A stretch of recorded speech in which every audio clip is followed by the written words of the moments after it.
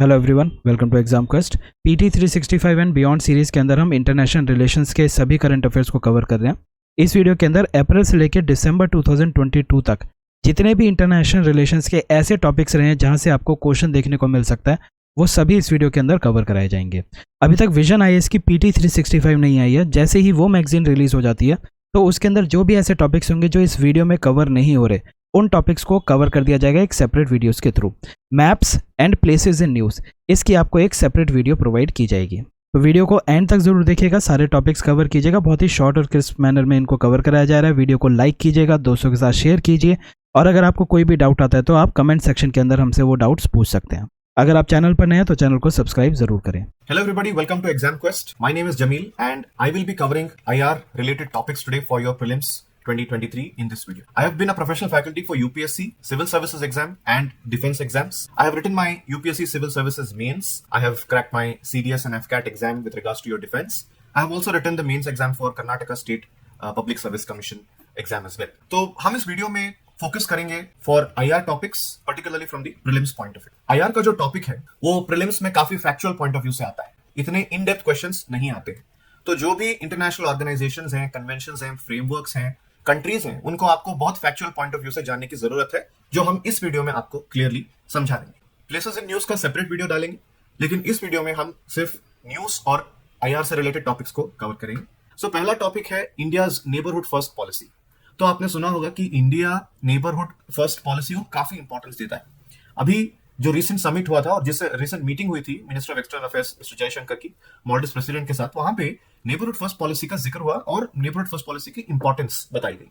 तो ये neighbourhood first policy है क्या? तो एक सिंपल सी चीज है, आप एक जगह पे रहते हैं और आपके आसपास घर है, आपके आसपास लोग हैं, तो आप उनको इंपॉर्टेंस देते हैं, आप उनकी एग्जिस्टेंस को एक्नॉलेज करते हैं कि हाँ ये हमारे नेबर्स हैं और ये जो भी है पहला पॉइंट ऑफ कांटेक्ट रहेंगे या पहले पीपल टू रेस्क्यू यू। तो though you have far off relatives, though you have brothers and sisters and friends, कुछ इमरजेंसी हुई तो पहले आपको ये नेबर्स आपकी हेल्प करेंगे। तो नेबरहुड फर्स्ट पॉलिसी एक ऐसी पॉलिसी है, एक डिप्लोमेटिक पॉलिसी है, जो नेबर्स को और पास रखने में हमारी हेल्प करती है और जो फ्रेंडशिप है उसको और गहरा करने में हेल्प करती है। तो आप अगर ऑब्जर्व करें इंडिया का geographical boundary, you have different neighbours. Most important, you have the land boundary connections like Pakistan, you have China, you have Nepal, you have Bangladesh, you have Bhutan, you have Myanmar. ये primary neighbours हो गए हमारे। इनके अलावा you है श्रीलंका, जो water body से separated है, जिसका नाम है पाक स्ट्रेट। और towards further west, north west, you have Afghanistan, which is currently not precisely connected to India due to the existence of the POK region. तो एक इंडिया एक ऐसा देश है जिसके आसपास इतने सारे नेबर्स हैं और हर नेबर एक नेबर से अलग है, राइट? उनकी खुद की क्वालिटीज हैं, उनके खुद की एक्सपर्टीज है। इन सबको मद्देनजर रखते हुए इंडिया अपनी नेबरहुड फर्स्ट पॉलिसी को आगे बढ़ाता है। तो इस नेबरहुड फर्स्ट पॉलिसी के एस्पेक्ट्स क्या क्या? तो पहला है इमीडिएट प्रायोरिटी टू नेबर्स। तो हम नेबर्स को जो है इमीडिएट प्रायोरिटी देते हैं और फोकस करते हैं कि जो भी चीजें हैं, जो कनेक्शंस हैं या टाइज हैं, हम नेबर्स को पहले अपडेट करें, नेबर्स को पहले पुश करें। अगर नेबरहुड फर्स्ट पॉलिसी पे फोकस करें तो ये पॉलिसी हमें हेल्प करती है चीजों को, प्रॉब्लम्स को सॉल्व करने में, जैसे बायलैटरल इश्यूज, जिसे हम बोलते हैं इंग्लिश में, बायलैटरल इश्यूज को सॉल्व करने में हमें हेल्प करती है। क्योंकि we have countries like Pakistan, we have countries like China, we have countries like Bangladesh, जिनके साथ थोड़े बहुत हमारे इश्यूज हैं। अभी ये तो काफी स्ट्रॉन्ग इश्यूज है, मिलिट्री इश्यूज है, लेकिन बांग्लादेश की हम बात करें तो रिवर वाटर शेयरिंग एक इंपॉर्टेंट इश्यू हो जाता है। तो हमें इस रिवर वाटर शेयरिंग के इश्यू को सॉल्व करने के लिए एक रैपो बनाना पड़ता है with a neighbor, with a neighboring country. So what have we done here? Through neighborhood first policy, we have always prioritized the neighbor and said, listen, we are here to talk to you and we are here to solve the issue. तो ये हम काफी एक primary मुद्दा उसको लेके हम उसको आगे बढ़ सकते हैं। तो this is the second aspect, that is we solve issues. Third, cooperation की हम बात करते हैं। तीन तरीके का हम कोऑपरेशन करेंगे, इकोनॉमिक, टेक्निकल एंड मिलिट्री। तो यू कैन सी इकोनॉमिक में क्या आता है, ट्रेड। हम ट्रेड करते हैं विद द नेबर्स, जैसे गुड्स एंड सर्विसेज दोनों में ट्रेड करते हैं। Then you have technical cooperation, जिससे साइंस एंड टेक्नोलॉजी में हम करते हैं। जैसे मैं एग्जांपल दे दूंगा आपको, हम जब सैटेलाइट्स लॉन्च करते हैं तो नेबर्स हमारे आके उनके सैटेलाइट्स पे रखते हैं कि इसरो काफी बड़ा ऑर्गेनाइजेशन है सर, आप हमारे भी सैटेलाइट्स लॉन्च कीजिए, तो we use that as well. Then of course we have military defence cooperation. अभी यहाँ पे एग्जांपल्स हमने दिए हैं, सूर्य किरण एक्सरसाइज करते हैं हम नेपाल के साथ, संप्रति एक्सरसाइज करते हैं हम बांग्लादेश के साथ, और काफी मिलिट्री फोर्सेस को हम ट्रेन भी करते हैं, right? We support them and then we do confidence building, do so many activities. तो these are the most important aspects, क्योंकि हम जब नेबर्स के साथ ट्रेड करते हैं तो ये ट्रेड हमारे लिए काफी हेल्पफुल हो जाता है, because it's easier to trade with your neighbours because they are connected to you and you can avoid some extra expenses because they're just right next to you, and of course you share some cultural contact, some historical contact, whatever it is. So trade is a very very important aspect, and of course technological cooperation and all of those. Now one important aspect that we have to speak about is disaster management. So you must have seen, right, कि जब भी neighboring region जैसे नेपाल हो या मालदीव्स हो, जहां पर भी एक नेचुरल डिजास्टर हुआ है, be it earthquake, be it tsunami या व्हाटएवर, इंडिया ने पहले हेल्प की है उन देशों। तो India has a very very important role to play for its neighbours, क्योंकि हम ज्योग्राफिकली भी काफी बड़े हैं, इकोनॉमिकली भी काफी बड़े हैं, तो ये neighbours they look up to us कि इंडिया शायद हमारी हेल्प करे, और बहुत सारी चीजों में वो नेबर्स भी हमारी हेल्प करते हैं। So it's like a mutual cooperation. तो आप इस पॉइंट ऑफ व्यू को समझिए कि इंडिया कोऑपरेटिंग और India having relations with its neighbors is like you having relations with your neighbors, right? So you ensure that you're in good will with them, provided वो आपको काफी तंग ना करें और रोज आके पूछे घर पे क्या बना है, तो आप उसको अवॉइड करेंगे। लेकिन जो भी नेबर्स हैं जिनको आप जेन्युइनली रिस्पेक्ट करते हैं, you ensure that you are in good terms, कि कुछ हो गया तो you call them, you ask them, you speak to them. ये सब चीजें काफी मैटर करती हैं। तो India's neighbourhood first policy is a very very important policy for India and India's diplomatic relations. तो ये सब चीजें इसको इनकम्पास करके हमको अंडरस्टैंड करना पड़ेगा। तो इतनी सारी चीजें हमने इस फर्स्ट टॉपिक में जान ली। चलिए आगे बढ़ते हैं, नेक्स्ट टॉपिक के बारे में हम बात करते हैं। ये टॉपिक काफी इंटरेस्टिंग टॉपिक है और बहुत डिस्कशन हुआ है इसके लेकर। इसे हम कहते हैं सेपा, और full form comprehensive economic partnership agreement. तो CEPA is a trade pact, basically it's a trade pact, but it's comprehensive. क्या आप इस वर्ड का मतलब समझते हैं? Comprehensive, it's not simple, it's comprehensive. Why do you talk in such comprehensive language? We ask such questions. Now, what does that mean? That means your language is too difficult to understand. Lekin when it comes to SEPA, it has so many elements in it that it has a very important role to play for India. Now, ये SEPA India ने किसके साथ sign किया है? India ने SEPA UAE के साथ sign किया, यूनाइटेड अरब एमिरेट्स। तो ये पहली 2015 में इसकी बात हुई थी, when Prime Minister Modi visited the UAE, United Arab Emirates. Strategic partnership की बात हुई थी, लेकिन 2022 में वर्चुअल समिट के द्वारा इसको फॉर्मलाइज किया गया। ओके, तो यूएई है क्या? Basically UAE stands for United Arab Emirates. It is located in the Gulf region. It is one of the most very very small nations. Its capital is Abu Dhabi and it is one of the most forward, one of the most developed and one of the most progressive nations in the world. Progressive in the sense in the infrastructural development के बारे में मैं बात कर रहा हूं। तो we have to understand that these aspects make UAE a very very important country for India. तो अभी सेपा के बारे में हम बात करें तो सेपा में क्या क्या इंक्लूड होता है? तो पहले चीज ट्रेड इन गुड्स सर्विसेज, ये तो ऑब्वियसली रहेगा ही, लेकिन सेपा को कॉम्प्रिहेंसिव बनाता क्या है? देखिए कितनी सारी चीजें यहाँ पे इंक्लूडेड है, और ये सब WTO के जो भी ट्रेड पैक्ट्स है उसके एम्बिट में आती हैं। अब WTO के पॉइंट ऑफ व्यू से मैं आपको बताऊं, rules of origin, technical barriers to trade, sanitary phytosanitary measures, dispute settlement, IPR, ये सब चीजें WTO के अंदर आती हैं, और ये सब चीजें हमने इसमें इंक्लूड की। अभी इसमें मूवमेंट ऑफ नेचुरल पर्संस भी रहेगा, फार्मास्यूटिकल प्रोडक्ट्स भी रहेगा। All these things will come into play. Now why is CEPA important for India? Because UAE is a very very big market and every day UAE is growing in a very very excellent rate. So India क्या करेगा? अपनी goods को वहां पे export करेगा। जो क्या goods हैं? James and jewellery, textiles, leather, medical devices, engineering products, plastics, sports goods, इतनी सारी चीजें हमारी कंट्री प्रोड्यूस करती है और वहां पे सेल करेगी, ट्रेड करेगी। और जिससे क्या होगा? हमारा ट्रेड बढ़ेगा, हमारी इकोनॉमिक ग्रोथ होगी। तो CEPA is one step ahead towards progressing our economy. Let's talk about services. तो जब गुड्स में ट्रेड होता है तो ऑब्वियसली सर्विसेज में ट्रेड होगा। तो आप स्टार्टअप एटमॉस्फेयर को देखिए, इंडिया के कितने सारे स्टार्टअप्स हैं जो एडटेक के बारे में बात करती हैं, जो फिनटेक के बारे में बात करती हैं, टूरिज्म के बारे में बात करती हैं, सोशल सर्विसेज के बारे में बात करती हैं। तो ये सब सर्विसेज हम यूएई को प्रोवाइड कर सकेंगे, जिससे अगेन हमारा मार्केट एक्सपैंड होगा और यूएई के साथ कोऑपरेशन बढ़ेगा। जब यूएई के साथ कोऑपरेशन बढ़ेगा तो गल्फ में हमारी थोड़ी बहुत तो चलेगी, बिकॉज ऑलरेडी हमारे साथ सऊदी अरेबिया के नेशंस काफी अच्छे हैं, ओमान के नेशंस अच्छे हैं, रिलेशंस अच्छे हैं। देन यूएई के साथ भी हम रिलेशंस बनाएंगे। अभी आगे जानेंगे कैसे हम अपना इन्फ्लुएंस बढ़ा रहे हैं इस रीजन में। Then will talk about the situation of pharmaceuticals.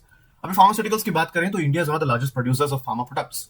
So we have signed a separate annex with them with UAE in the SEPA to facilitate Indian pharmaceutical products, जो ऑटोमेटिक रजिस्ट्रेशन और authorisation 90 days में उनको मिल जाएगा। तो status of trade क्या है UAE के साथ? अभी स्टेटस ऑफ ट्रेड क्या है? तो 180 मिलियन पर एनम था USD 1970s में। अभी रिसेंट 2019-20 में 60 बिलियन हो गया। तो it's literally grown in a geometric ratio.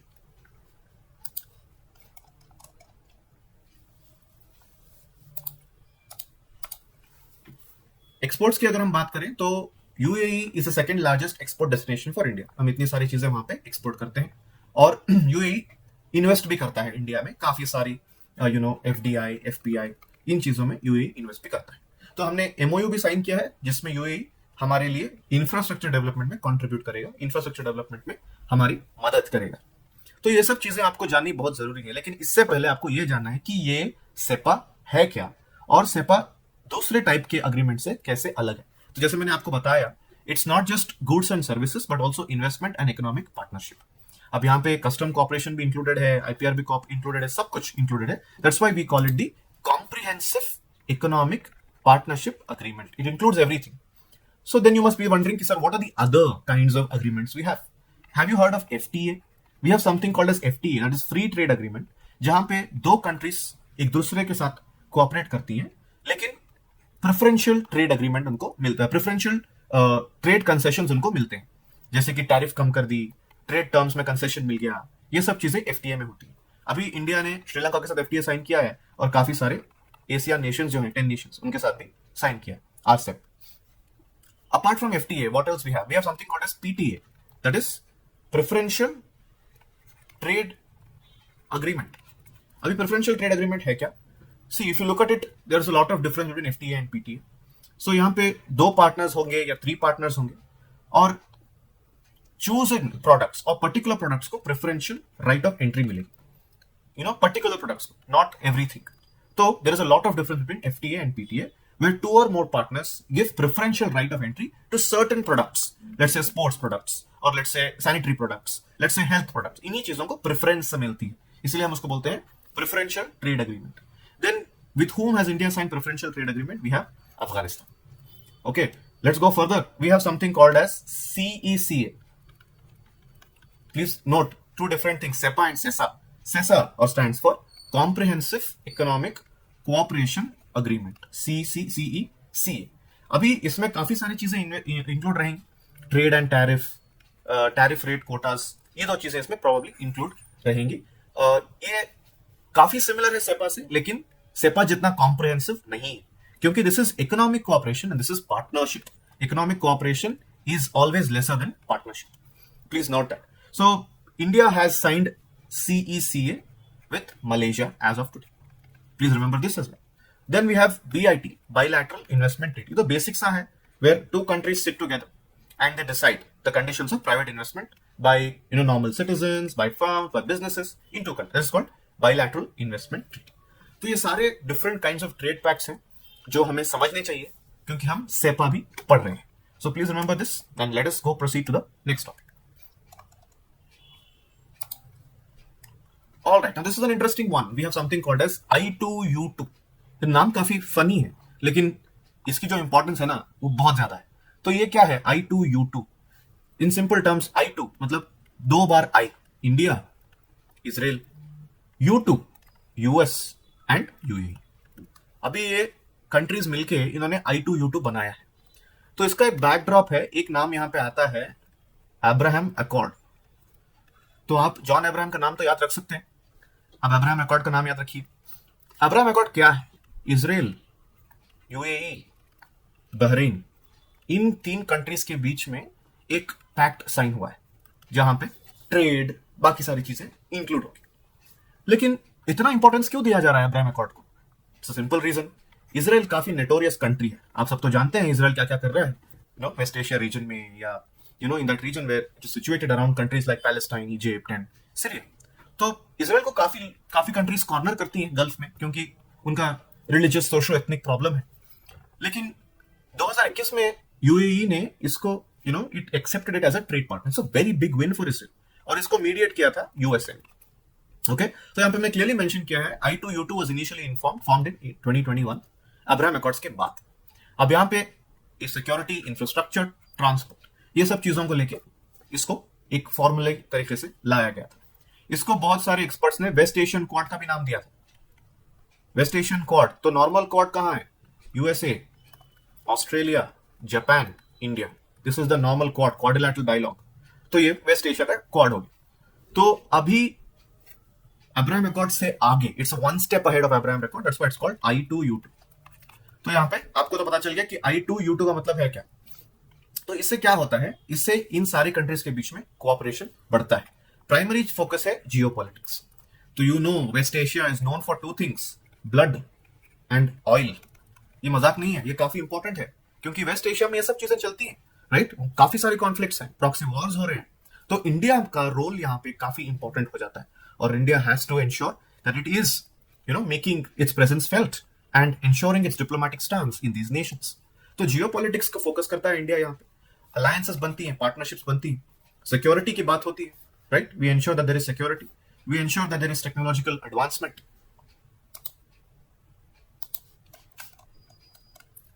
What else do we ensure? We also ensure there is food security. We ensure that we are working together in different fields. Of course, trade तो है ही यार, trade का सब basis होता है trade.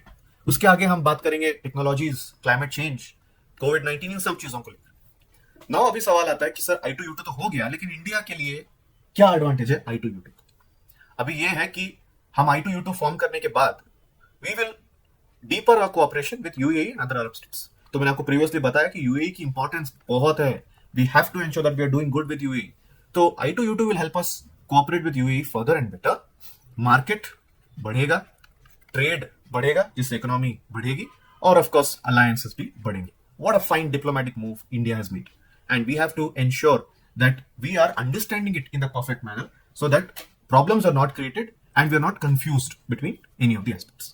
So I2U2 हमने cover कर लिया है। अगर आपको कुछ डाउट है तो you can write in the comment section. We will clear it out. Let's go forward.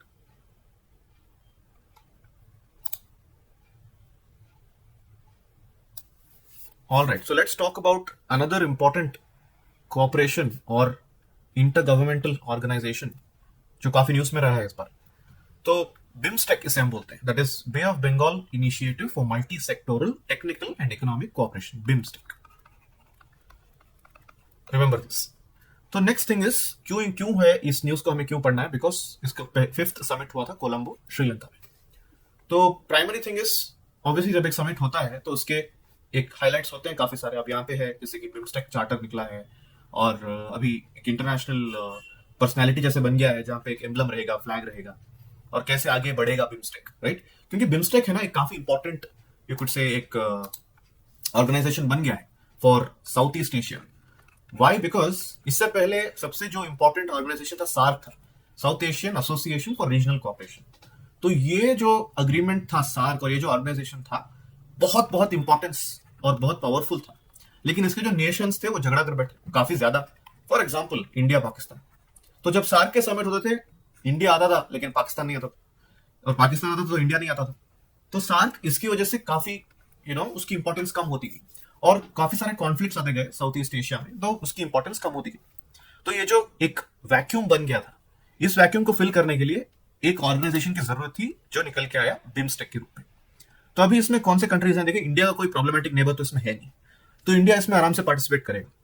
तो इस बार जो अग्रीमेंट्स साइन हुए हैं उसमें कनेक्टिविटी ऑन ट्रांसपोर्ट, वो सब चीजें, और टेक्नोलॉजी ट्रांसफर, पैसे का, फंड का, ये सब चीजें हैं। It's a very comprehensive agreement. लेकिन हमें from the prelims point of view जानना है कि ये ऑर्गेनाइजेशन की डिटेल्स है क्या, कि कितना बड़ा ऑर्गेनाइजेशन है और क्या क्या हो सकता है इस ऑर्गेनाइजेशन को लेकर। जैसे मैंने बताया कि इट्स का फुल फॉर्म है bay of Bengal initiative for multi sectoral technical and economic cooperation. ये एक रीजनल ऑर्गेनाइजेशन हो गया। तो इसके मेंबर्स कौन कौन है? Let's see. Bangladesh, Bhutan, India, Nepal, Sri Lanka, and of course Myanmar and Thailand. You see what is common between them? Bay of Bengal. ये जो बे है बंगाल का, जो वाटर बॉडी है जहां पे इंडिया की काफी सारी रिवर्स वाटर ड्रेन करती हैं, ये सब कॉमन इन कंट्रीज को टच होता है, except little bit of those near countries that are not exactly touching, but they have a lot of role to play, because when they do maritime trade, they can only do it through Bay of Bengal. That's their only entry to the international waters. तो इसकी formation हुई थी 1997 में with a declaration called as the Bangkok Declaration. So as you know, Bangkok is the capital of Thailand and Thailand is a member nation. 1997 से आया है। 21% of the world's population and $3.8 trillion of world's GDP is with BIMSTEC nations. तो ये जो चीजें है ना, ये आपको फिंगर टिप्स पे याद होनी चाहिए कि कितना पॉपुलेशन है और कितनी जीडीपी है, क्योंकि यूपीएससी क्या करता है, बार बार इस नंबर से खेलने की कोशिश करता है। तो आपको इस नंबर्स को बाय हार्ट नहीं करना है, आपको एक आइडिया लेना है कि कितना हो सकता है, क्योंकि यूपीएससी कैन गिव यू 210%। तो आप अपना कॉमन सेंस लगाएंगे तो पता चलेगा कि इतना हो ही नहीं सकता, राइट? क्योंकि काफी नेशंस हैं, ऐसे नेशंस हैं जिनका जीडीपी उतना भी बड़ा नहीं है। तो ये आप अंदाजा लगा के चल सकते हैं। 3.8 यू कुड से ट्रिलियन डॉलर, यू कुड से ऐसे इंटरचेंजेबल नंबर्स आपको आ सकते हैं। Going forward, BIMSTEC has emerged as an influential engine of economic growth, ये तो आपको पता चल गया होगा। और इसका सेक्रेटेरिएट है Dhaka. Where is Dhaka? Dhaka is in Bangladesh. तो BIMSTEC is a very very important organization from the exam point of view. You have to understand it very clearly. You have to try to remember these facts। और क्या हुआ है इस बार BIMSTEC को लेकर, क्या क्या कर रहे हैं, कि कौन सी कंट्रीज किस पे कोऑपरेट कर रही है, जैसे Bangladesh trade investment, Bhutan environment, India security counter terrorism, Myanmar agriculture food security, Nepal people to people contact, Sri Lanka science and technology human resource, Thailand connectivity. तो ये सब समिट में निकल के आया है। तो इसका मतलब क्या है? इसका मतलब ये है कि इस चीजों में अपना BIMSTEC जो है कोऑपरेट करवा रहा है और कोऑपरेट कर रहा है। Let's go forward. This is a very interesting topic. India unveils its Arctic policy. तो what is the meaning of Arctic policy? So you all must have heard of this region called as Arctic.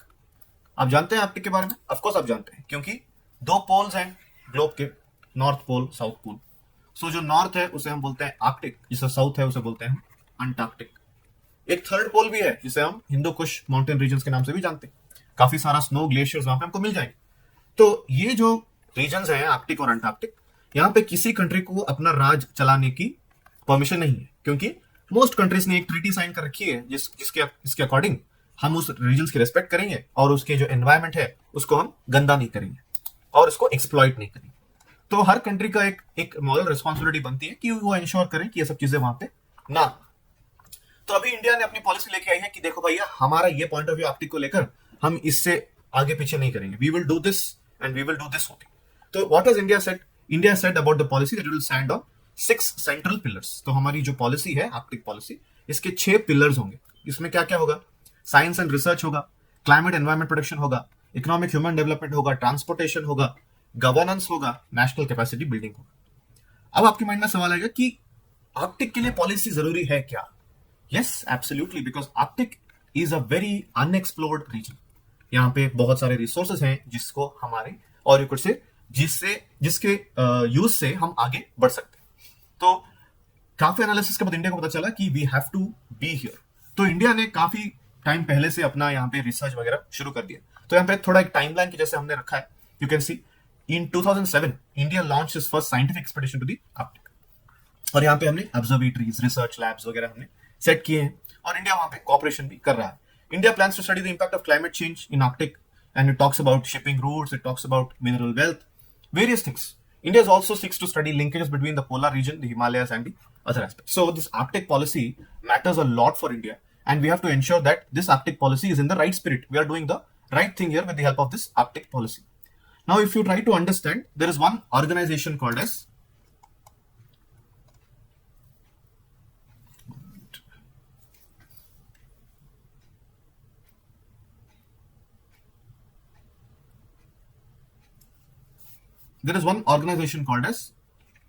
Arctic Council.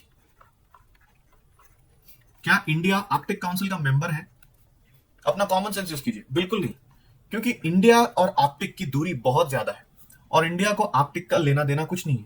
I mean directly तो कुछ नहीं, indirectly काफी सारा हो सकता है। तो you have countries which surround the Arctic like US, Russia, UK, Norway, Finland, Greenland, all those countries. But India is not a member of the Arctic policy. This can be an indirect statement to confuse you. Okay, so we have our stations there, like the Himadri, Indark. ये सारे stations हमारे Arctic में हैं। Antarctic में भी हैं, जैसे मैत्री, भारती, गंगोत्री, ये सब। तो आपको माइंड में रख के चलना है कि इंडिया कहीं पे भी पीछे नहीं है। Okay, we have presence everywhere. We are doing our work everywhere. Try to remember this. Let's go forward to the next one. All right, so this is one of my favorite things that's been happening, क्योंकि इतने सारी चीजें इस topic से related हैं। चलिए देखते हैं इंडोनेशिया के पॉइंट ऑफ व्यू से। Indonesia palm oil export ban and it's impact on India. Indonesia suddenly अपने पाम ऑयल के जो एक्सपोर्ट्स हैं उसको बैन कर दिया इंडोनेशिया ने। ऐसे क्यों किया अभी देखते हैं, लेकिन पहले समझते हैं पाम ऑयल है क्या। तो काफी सारे घरों में पाम ऑयल एक कॉमनली यूज्ड ऑयल है जो mesocarp, reddish pulp of the fruit of palm oil palm से निकलता है। हम इसको सब में यूज कर सकते हैं, cosmetics, processed food, cooking, biofuel सब में। लेकिन अब सिचुएशन क्या है करंटली? तो ये सिचुएशन है कि ये जो कंट्री है इंडोनेशिया, जो साउथ ईस्ट एशिया में लोकेटेड है और इसका कैपिटल है जकार्ता, तो ये सबसे बड़ी प्रोड्यूसर, एक्सपोर्टर और कंज्यूमर थी पाम ऑयल की। लेकिन इसने अनाउंस कर दिया कि हम भैया पाम ऑयल का प्रोडक्शन एक्सपोर्ट बैन करेंगे थोड़े दिनों के लिए। ये भी हमें समझना है कि Indonesia and Malaysia together account for almost 90%, can you imagine that, 90% of global palm oil production, with Indonesia producing the largest quantity 45 million turns. तो अभी इसने बैन कर दिया है, तो सारी कंट्रीज के बारे में भूल जाइए, हमारे प्यारे भारत के बारे में सोचते हैं। अभी हमें प्रॉब्लम क्यों हुई इससे? क्योंकि 8.3 million tons of palm oil we needed and half of that we got it from Indonesia. अभी जब ने इंडोनेशिया ने इसको बैन कर दिया तो हम थोड़ी प्रॉब्लम में आ गए। तो अब इंडिया क्या कर रहा है, व्हाट आर वी डूइंग? लेकिन उससे पहले लेट्स ट्राई टू अंडरस्टैंड कि ये सिचुएशन आई क्यों। वी हैव टू अंडरस्टैंड कि पाम ऑयल के जो प्राइसेस हैं वो बढ़ गए हैं, it's increasing, you could say palm oil prices are increasing.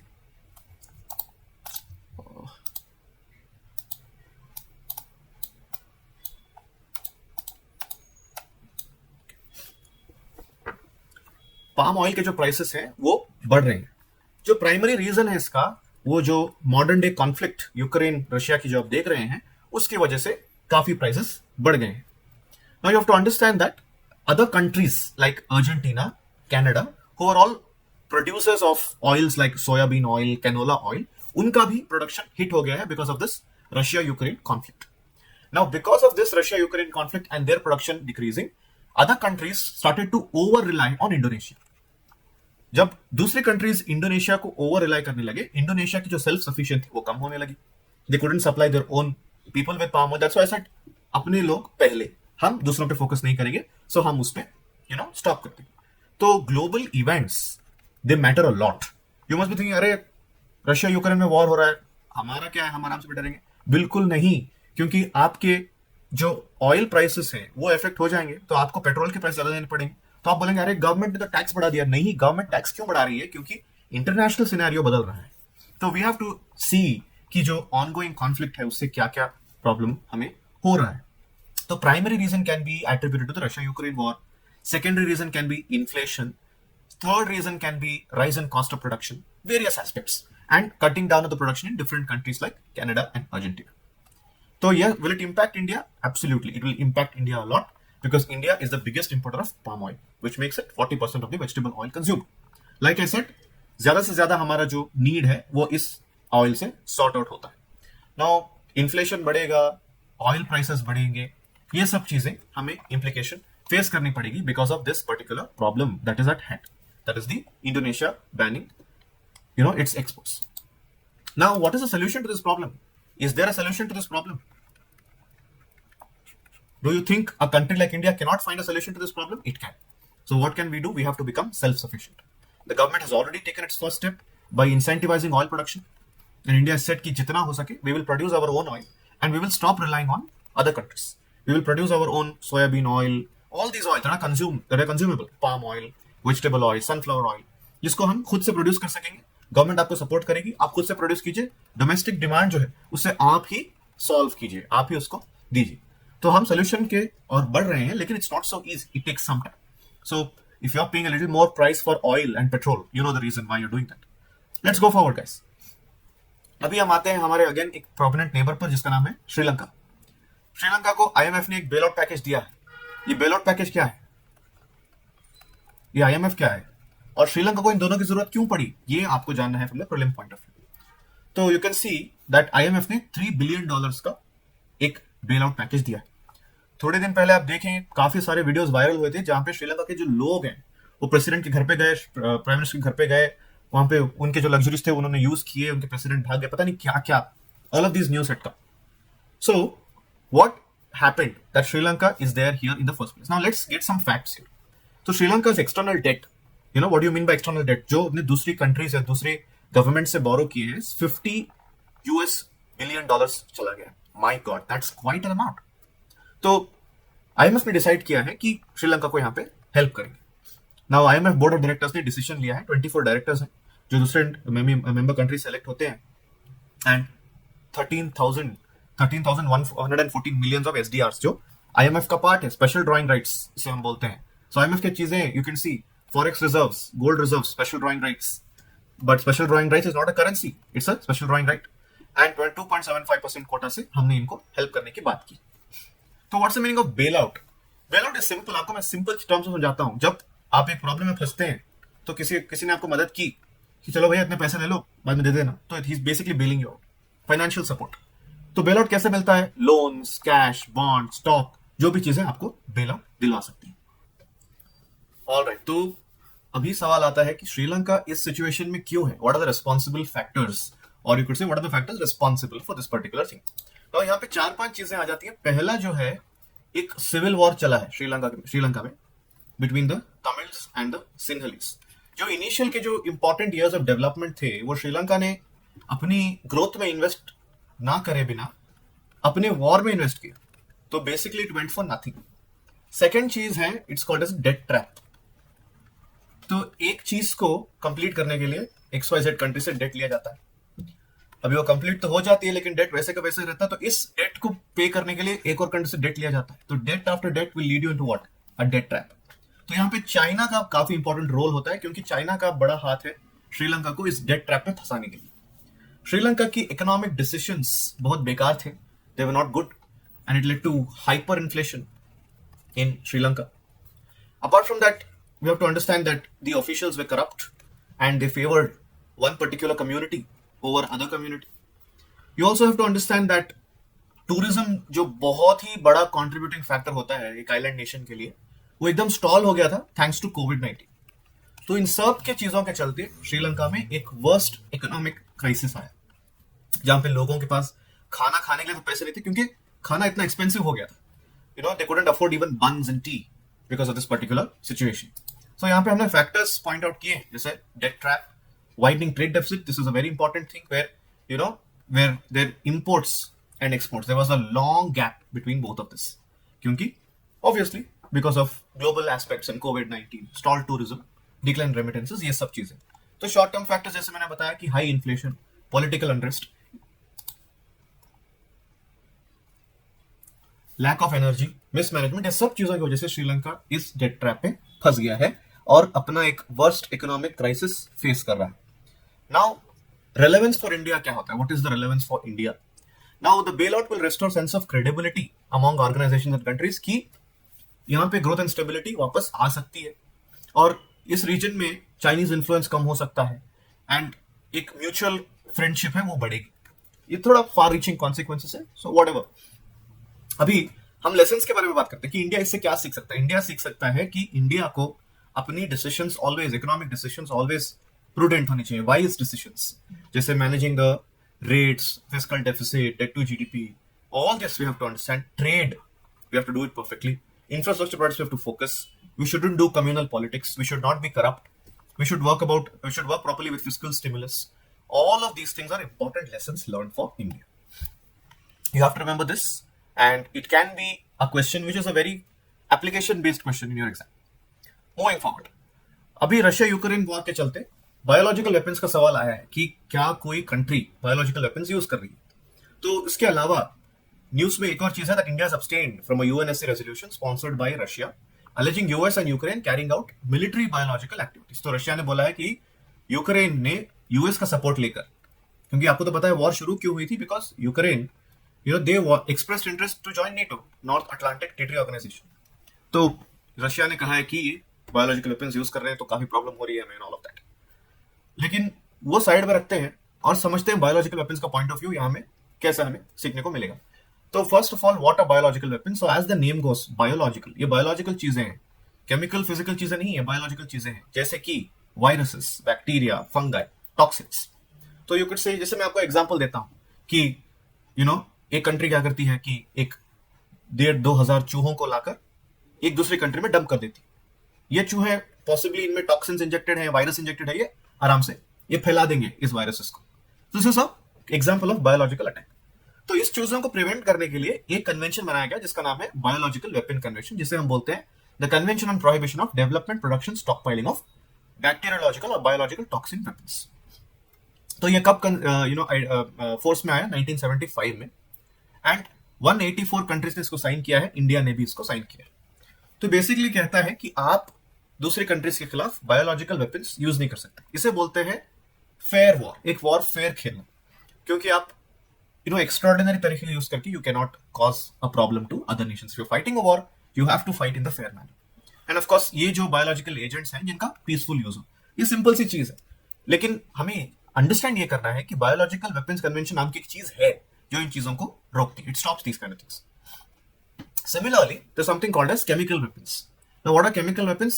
Just for instance, where you use biological aspects, here you use chemical aspects. What are those chemical aspects you're using? Toxic chemicals, these chemicalated elements that has toxic properties, all of this. तो ये भी control करने के लिए chemical weapons convention बनाया गया। It's a multilateral treaty. तो मैं बोला है कि 1992 में ड्राफ्ट हुआ, फिर 1997 से इफेक्टिव हुआ कि आप केमिकल वेपन्स यूज नहीं करेंगे। जैसे कि जो भी तुम्हारे पास केमिकल वेपन्स है आप उसे डिस्ट्रॉय कर देंगे। ये रायट कंट्रोल एजेंट्स जैसे कि टीयर गैस वगैरह आप यूज नहीं करेंगे। It's against the chemical weapons convention. क्योंकि पहले जब राइट्स होते थे तो टीयर गैस काफी यूज होता था। तो आप देखेंगे पानी यूज होता है, वाटर यूज होता है और लाठी चार्ज यूज होता है। लेकिन पहले टीयर गैस यूज होता था जिससे लोगों को डरा के भगा दिया जाता था, क्योंकि they would suffer some problem and of course it would have far reaching consequences on them. So they said that you cannot produce, you cannot acquire, you cannot stockpile, you cannot retain, you cannot transfer chemical weapons. Basically, you cannot use chemical weapons. There are 192 countries, state parties and 165 signatories. India is not a state party. India is a signatory to this convention. हमने काफी important जो agreement है उसको sign कर रखा है India ने कि we will not use this. Going forward, तो let's talk about export control regimes. तो जो weapons होते हैं उनकी एक्सपोर्ट को रोकने के लिए जो रेजिम्स बनाए गए हैं उनके बारे में। तो वासेनार अरेंजमेंट का आपने नाम तो सुना हो। सो अभी 26th एनुअल प्लीनरी हुई थी वासेनार अरेंजमेंट की, वियना में हुई थी। Ireland handed over the championship और chairmanship to India. India will assume the chairmanship of Wassenaar arrangement, so this makes it extremely important for us. So what is Wassenaar arrangement? So as the name goes, export control, weapons के exports को control करने के लिए Wassenaar arrangement को 1996 को लाया गया। 42 members थे, जहां पे कन्वेंशनल वेपन्स और ड्यूअल यूज टेक्नोलॉजी को एक्सपोर्ट नहीं कर सकते, एक्सचेंज इंफॉर्मेशन नहीं कर सकते, क्योंकि ये वर्ल्ड पीस के लिए हानिकारक है। Remember this, dual use technology, dual use good technology, conventional weapon technology. तो इसको रोकने के लिए they stop that. So 42 member countries हैं जो मोस्टली नेटो के हैं और ईयू के हैं, जो भी मोस्टली नेटो से रिलाई करते हैं। इंडिया इसका मेंबर 2017 में बना है। उसके बाद इंडिया ने इसके जो टर्म्स एंड कंडीशंस है उसको काफी स्ट्रांगली अग्री किया है। तो प्लीनरी होता क्या है? ये सिंपल सी चीज है, डिसीजन मेकिंग बॉडी है जहां पे all countries participate. They usually meet once a year and they ensure that everything is in order. Now from the point of view of exam, please remember that there is something called as export control regimes, जहां पे weapons की usage और export को mind में रखकर हम उसको रोकते हैं। उसके अलावा कौन सी है हमारे पास? You have nuclear suppliers group, जहां पे न्यूक्लियर वेपन कंट्रीज को इंक्लूड किया जाता है। इंडिया ऑब्वियसली इसका मेंबर नहीं है, चाइना ने इस पे काफी सारी प्रॉब्लम कर दी।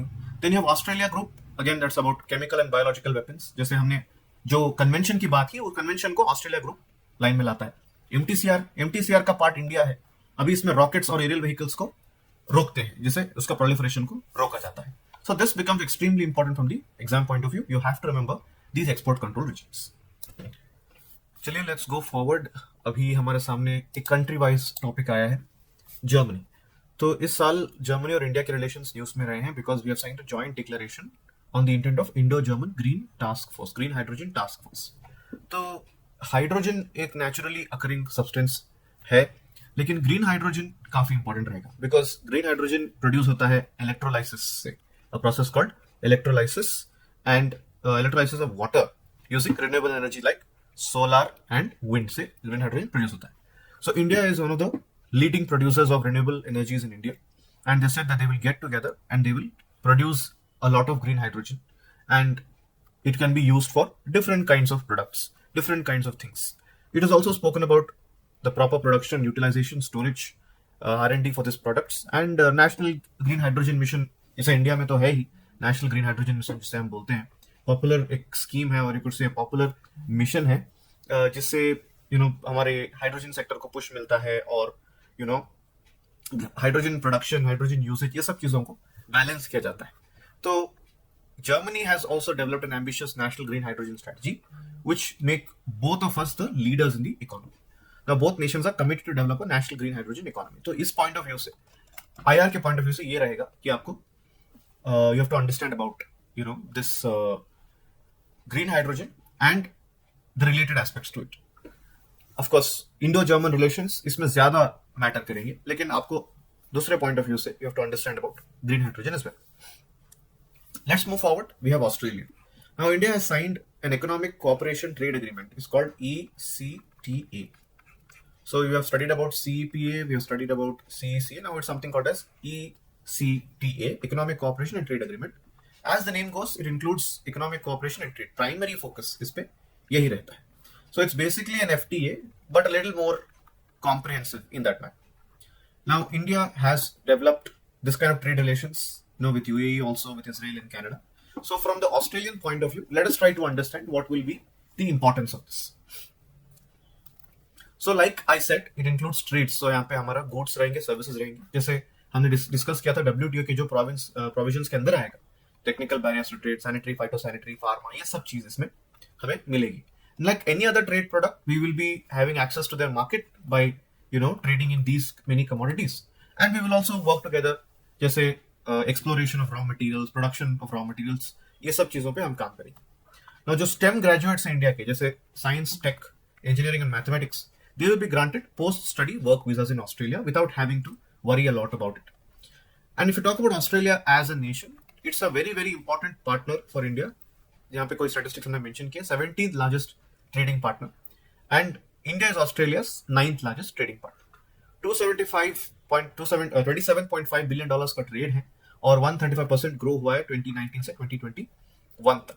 काफी सारी चीजों में हम ट्रेड करते हैं और काफी हमारी अच्छी रिलेशनशिप है when it comes to diplomacy as well, क्योंकि आप जानते हैं India is also member of the quad group. तो CEPA के अलावा हमने पढ़ा है ECTA, which works well in this regard. Now country wise, let's come to our neighbor Nepal. You talk about Nepal, the reason is that the Prime Minister of Nepal held a summit meeting with the Indian Prime Minister. So as you know, India is very well connected with Nepal and we share a lot of relations with Nepal. Now one of the most important is the hydropower part, or you could say production of hydropower. So we have several kinds of hydropower projects, but the basic thing connecting this is rivers. So connectivity from the rivers matters. So earlier the Union Cabinet had cleared a plan to build a new bridge connecting India and Nepal over the Mahakali River link Dharchula in Uttarakhand and Nepal's Dharchula. So abhi kya hai? First we have to focus on the fact that it's related to connectivity. So you can see you have Bihar and Nepal's connection. तो वो हम उसको bridge बना के उसको connect करेंगे. Then Solu corridor बनेगा. So if a question is asked, from which among the following countries' point of view do you see Solu corridor, you can say India and Nepal. So ये सब चीजों में हमारा basic corporation हमने देखा है. अभी उसके आगे इलेक्ट्रिसिटी पे हम उसे ला सकते हैं. Then let's talk about RuPay card. So as you know, in the lines of Visa card, MasterCard, you have what you call as the RuPay card, developed by NPCI. So India's RuPay card will now work in Nepal and it will work at 1500 POS machines. तो POS machines का मतलब क्या है? जैसे आप अपने debit card, credit card swipe करते हैं, तो these are POS machines. So RuPay card will work in Nepal as well, and Nepal will become the fourth country after Bhutan, Singapore and UAE where RuPay will work. MOUs हमने sign किए, memorandums of understanding with regards to ISA, that is International Solar Alliance, right? Nepal is ready to join ISA as a 105th member. Then we have to also talk about the technical cooperation in railway sector, oil cooperation, so on and so forth. तो ये जो visit है काफी beneficial रही है India और नेपाल के लिए. So we have to look at it from this point of view. आगे बढ़ते हैं. Let's talk about our ties. So Nepal and India have very, very old relationship since the ancient times because Lord Buddha was born in Lumbini in Nepal. So we have historic ties, and in 1950s we find the Treaty of Friendship, which is the bedrock of our relationship. This aspect you have to remember. Roti beti ka rishta. What's the meaning of roti beti ka rishta? Roti क्या signify करता है? Roti trade या food को signify करता है. बेटी culture को signify करता है. तो इन दोनों का रिश्ता है हमारे साथ. So India is Nepal's largest trade partner. तो imagine कीजिए कितना important neighbor है हमारे लिए, and largest source of foreign investments जो हम नेपाल में डालते हैं. We talk about defense. We have excellent Nepalese army, which we work on modernization of the army. We train them. We also have the Gorkha regiment in the Indian army. And every year we take a military exercise called Surya Kiran. तो ये सब basic bedrock बन जाता है for our relations with Nepal. तो अभी recent development में यही है कि बुद्धा जयंती के सेलिब्रेशंस हुए हैं and PM celebrated the 2566 Buddha Jayanti celebration and address the gathering of people from Nepal and India. तो this becomes a vital visit और you could say vital cooperation. Like I said, cultural heritage भी इसमें साथ में आता है, वेयर शिलान्यास सेरेमनी को सेलिब्रेट किया था Buddhism. I like I told you, Buddhism is the major connection between India and Nepal. We have hydro power projects. I told you very initially that hydro power projects are there, जैसे Satluj Jal Vidyut Nigam and Nepal electricity authority से मिलकर Arun 4 hydro electricity power project बन रहा है। Then west Seti hydro electricity power project बन रहा है। तो ये सब चीजें हमारे हाइड्रो पावर कॉर्पोरेशन में आती हैं। Setting up of satellite campus, IIT in Rupandehi has sent some draft memorandum of understanding between India and Nepali universities. तो ये सब चीजें हमारी नेबरहुड फर्स्ट पॉलिसी के पॉइंट ऑफ व्यू से हमें ज्यादा से ज्यादा क्लोज करती हैं। They just connect us with each other. Now let's come to another high point of the relationship, the Pancheshwar Multipurpose Dam. So this Pancheshwar Multipurpose Project is an important part of the Mahakali Treaty signed between India and Nepal in 1996.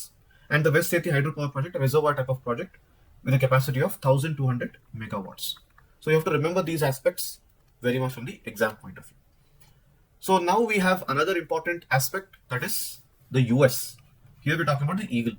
Now we have to understand and talk about two of these things, green card and H1B visa. काफी लोग इसमें confuse हो जाते हैं कि क्या है official, क्या है परमानेंट। सी आपने तो ग्रीन कार्ड का नाम काफी बार सुना होगा मूवीज वगैरह में। तो ग्रीन कार्ड इनको दिया जाता है जो वहां पे परमानेंट रेसिडेंट्स हैं। ओके, अगर आप इंडिया की सिटीजनशिप गिव अप करें और यूएस के सिटीजनशिप के लिए अप्लाई करें, you have a green card and you have to stay there forever. You pay your taxes in the US and you are basically an American citizen. You are not an Indian citizen, though your domicile is India, you are an American citizen. You have occupied the citizenship by the idea of residency. That is a common concept in India. But what is H1B visa? ये Donald Trump का जो regime था, तब से H1B visa का काफी चक्कर हो गया, काफी प्रॉब्लम हो गया था। But now it's come to a standstill. So what is an H1B visa? तो H1B वीजा आप जब मिलेगा, जो आप वहां पे रह के काम कर सकते हो, you can live and work there. क्यों मिलेगा आपको H1B वीजा? क्योंकि आपके पास एक काफी स्पेशल स्किल है जो किसी और के पास नहीं है। ओके, तो ये स्पेशल स्किल को माइंड में रखते हुए आपको हायर किया जाता है on the basis of H1B visa. Okay, so इसलिए यहाँ पे मेंशन किया, speciality occupation is the one that requires application of body of highly specialised knowledge. तो 3 इयर्स के लिए होता है, आप उसको और 3 इयर्स के लिए एक्सटेंड कर सकते हैं। Please try to understand, green card and H1B visa same नहीं है, दो अलग अलग चीजें हैं, तो आपको उसमें कैटेगोरिकल डिफरेंस को जानना है। Let's move forward. अभी आते हैं नेक्स्ट क्रूशियल कॉन्सेप्ट पर, न्यूक्लियर ट्रीटीज पर। When you talk about nuclear treaty, सबसे इंपॉर्टेंट ट्रीटी आते हैं न्यूक्लियर नॉन प्रोलिफरेशन ट्रीटी, जिसको हम एनपीटी के नाम से भी जानते हैं। तो एनपीटी का बेसिक एजेंडा क्या है? What is the basic agenda? देखिए, जब कोल्ड वॉर का एरा शुरू हुआ था, जब वर्ल्ड वॉर खत्म हुआ था, तब सारी कंट्रीज न्यूक्लियर पावर्स बनना चाहती थी, क्योंकि that was the way forward. और कंट्रीज लाइक यूएसए, यूके, जो ऑलरेडी एक डोमिनेंट पावर में थी, लाइक रशिया, उनका न्यूक्लियर पावर पे हाथ था। And let's look at from the Indian point of view, उनको ये था कि दूसरी कंट्रीज न्यूक्लियर पावर्स ना बने, तो उन्होंने एनपीटी बनाई। एनपीटी का आइडिया आया तो उन्होंने ये पॉइंट ऑफ व्यू दिया कि we will ensure that no country is producing nuclear weapons for any destructive purposes, neither are they spreading this nuclear weapons for their own advantage. किसी country को बर्बाद करने के लिए वो यूज नहीं कर रहे। तो इन सिंपल टर्म्स हमने यहां दिया है, prevent the spread of nuclear weapons, weapon technology to foster the peaceful use of nuclear technology. तो 1968 में साइन होकर 1970 में आई, 191 मेंबर्स हैं इस पे। ये एक बाइंडिंग कमिटमेंट रहेगा, क्योंकि अब जब आप एनपीटी साइन करते हैं तो आप बाइंड हो जाते हैं, आप इससे हट नहीं सकते। लेकिन इंडिया का पॉइंट ऑफ व्यू क्या है? क्या ये एनपीटी, जिसका मेजर इंटेंशन था डिसआर्मामेंट, समझते हैं disarmament? Disarmament meaning to disarm one person, meaning not allowing any country to have arms. Okay, क्या इसका डिसआर्मामेंट एजेंडा पूरा हुआ है? नहीं, क्योंकि इंडिया ने खुद इस ट्रीटी को साइन नहीं किया, ना पाकिस्तान ने किया, ना नॉर्थ कोरिया ने किया। So there are few countries that have not signed this treaty. Why have they not signed it? It's because they feel that this is discriminatory in nature. Okay, आप vertical spread को रोक रहे हैं, लेकिन horizontally आप खुद बड़े होते जा रहे हैं। आप मतलब जो P5 मेंबर्स हैं, यूके, यूएसए, चाइना, रशिया, इनके पास तो सारे न्यूक्लियर वेपन्स हैं, ये तो टेक्नोलॉजी बढ़ाते ही जा रहे हैं, लेकिन दूसरी कंट्रीज को बढ़ाने नहीं दे रहे। तो यहां पे सवाल आता है हैव्स एंड हैव नॉट्स का। ये जो हैव्स है वो पावरफुल है, हैव नॉट्स जो पावरफुल हो सकते थे फिर भी पावरफुल नहीं हुए क्योंकि इन्होंने एनपीटी साइन की। क्या इंडिया ने एनपीटी साइन की है? नहीं। क्यों? क्या इंडिया एक वायलेंस पसंदीदा देश है? Absolutely not. लेकिन इंडिया एक you could say hostile neighbourhood से जुड़ा हुआ है, और you could say hostile neighbours से जुड़ा हुआ है, पाकिस्तान एंड चाइना से। तो India says that we are doing it for our own safety, we are not exporting it to other countries, we have not used it, for that matter we have the no first use policy as well. तो how are you pointing out to us? तो ये point of view आता है nuclear haves and have nots का। तो India ने sign नहीं किया है, apart from India Pakistan, Israel, north Korea और साउथ सुडान ने भी इसको साइन नहीं किया है। तो इंडिया ने ऑलवेज कहा है कि ये डिस्क्रिमिनेटरी है। Like I said, India has always said it's discriminatory and oppose these treaties because they were selectively applicable. और इन कंट्रीज की मोनोपोली चलती है। Economics monopoly means some person having lot of power and making lot of money in simple terms. तो way forward क्या रहेगा? Way forward ये रहेगा कि हम कंट्रीज को, specially India, Pakistan, South Sudan, we have to be prudent, we have to ensure that हमारे पास बन रही है और वो पीसफुल यूजेस के लिए बन रही है। अभी हमारे पास न्यूक्लियर रिएक्टर्स है इंडिया में काफी सारे, जैसे काइगा इन कर्नाटका एंड रावत भाटा इन राजस्थान, ये सब न्यूक्लियर यू कुड से रिएक्टर्स हैं। लेकिन क्या हम उसको वेपन्स बनाने यूज कर रहे हैं? नहीं। हम ओपन है। अगर नेक्स्ट डे यूएन बोले कि हमें आके चेक करना है तो हमारे आके चेक कर लीजिए भाई, हम तो ये पावर के लिए बना रहे हैं। एंड हमारा we have a nuclear triad, और हमने ओपनली अनाउंस किया है कि हमारे पास XYZ नंबर ऑफ वेपन्स हैं। तो we have to understand that even these countries should come forward and say that we are smart and we will ensure that it's not going in the wrong hands and it will be used in the right spirit. So this is the idea of NPT. Remember these facts and remember these ideas as to how India has signed it or not. Going forward, let's talk about certain groupings. We have the Gulf countries. So Gulf countries, yes, they do cooperate with us individually, but we have one more thing called as the Gulf Cooperation Council. It's called GCC. Vice president की visit हुई थी तो ये news में आ गया है। Bahrain, Kuwait, Qatar, Oman, Saudi Arabia and UAE. अभी तो कतर में वर्ल्ड कप भी हुआ है तो जीसीसी हमारे लिए काफी इंपॉर्टेंट हो जाता है। So first question that comes to our mind is Gulf region even crucial for India? Yes, in capital letters. Why? First answer, oil. Second answer, trade. Third answer, employment. ये तीन चीजों में आप समझ सकते हैं। Now employment से आता है remittances. Okay? So जो oil है बहुत सारा गल्फ से हमें मिलता है, हम ट्रेड करते हैं और बहुत सारे इंडियंस गल्फ कंट्रीज में काम करते हैं, जैसे सऊदी हो गया, आपका ओमान हो गया, कतर हो गया, तो रेमिटेंसेस भेजते हैं। और इस कल्चरल कॉन्टेक्ट से हमारा ट्रेड भी बड़ा है। जैसे हमने पढ़ा कि यूएई काफी इंपॉर्टेंट है हमारे लिए, and UAE is the third largest trading partner of India after US and China. So apart from UAE, gulf में हमारे रिलेशनशिप होना काफी इंपॉर्टेंट है। Now talking about Saudi Arabia. Saudi Arabia also is the fourth largest trading partner. So many imports, so many exports, most of them is crude oil. Iraq, fifth largest supplier of oil. We have Qatar, 41% of India's natural gas imports. We have Oman, third largest source of imports, third largest market for non-oil. Indian companies have invested in Oman sectors like iron and steel, cement, fertilizers. We have very good relations with Oman. So now question arises, how much of oil does India import? The 239 million tons of oil oil petroleum imports were worth $77 billion, accounted for nearly 1/5 of the country's total imports. So you can imagine the kind of oil share. Okay, and जो Persian और gulf reason के countries हैं, 60% हमारा जो supply है उन्होंने last 15 साल में पूरे किए। लाइक आई सेड, इराक सबसे ज्यादा, फिर सऊदी अरेबिया आता है जो गल्फ रीजन में कह रहा हूँ, फिर ईरान आता है। तो this situation has gone about. Now let's talk about remittances. Remittances क्या है? What are remittances? Let's say your father works in Saudi. Monthly, after his salary comes, he'll send some money to his family. Now, what he sends is called remittance. So the question is, what is the scenario of Indians? 13.46 million Indians work abroad. They are persons of Indian origin, and you could say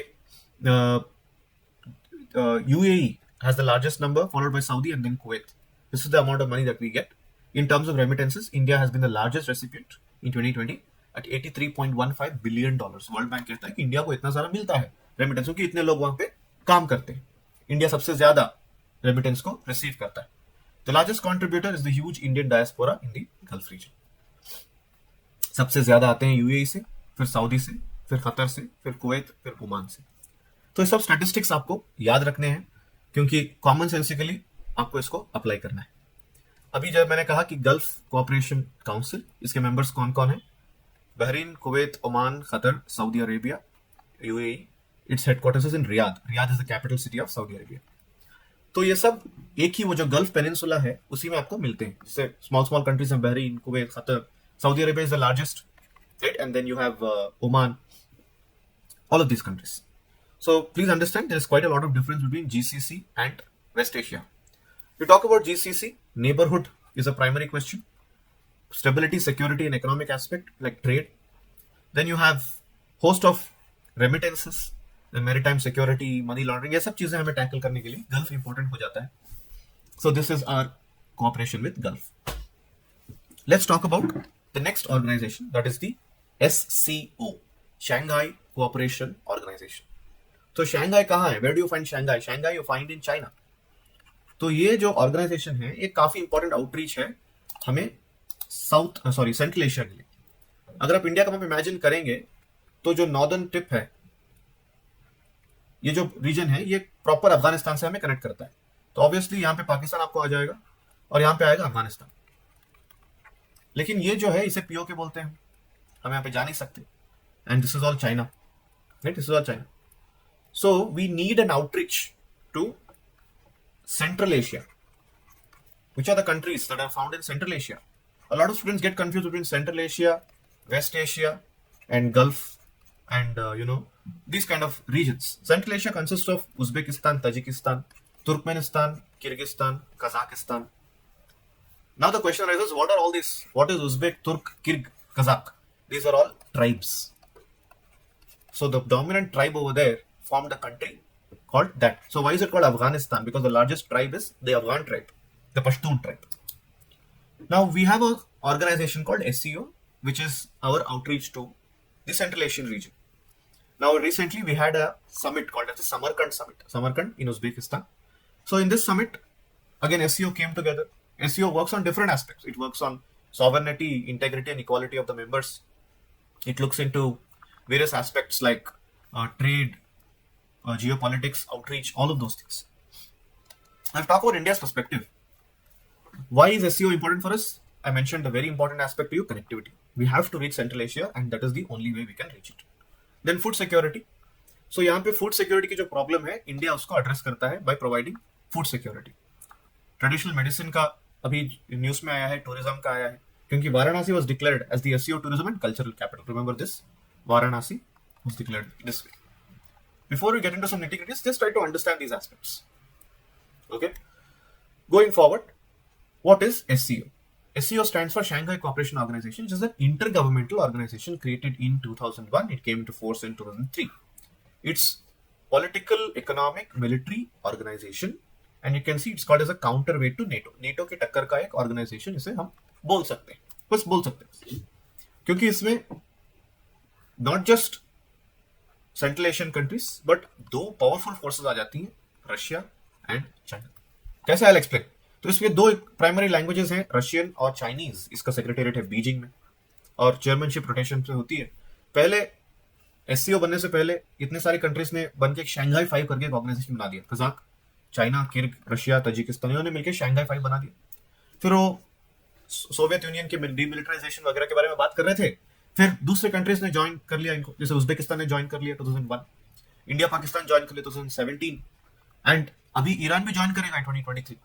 तो इन सब countries को लेकर उन्होंने बनाया Shanghai cooperation organisation. देखिए evolution आपको याद रखना है। शंघाई 5 से उज्बेक ने ज्वाइन किया, फिर इंडिया पाकिस्तान ने ज्वाइन किया, अभी नेक्स्ट कौन आने वाला है? ईरान आने वाला है।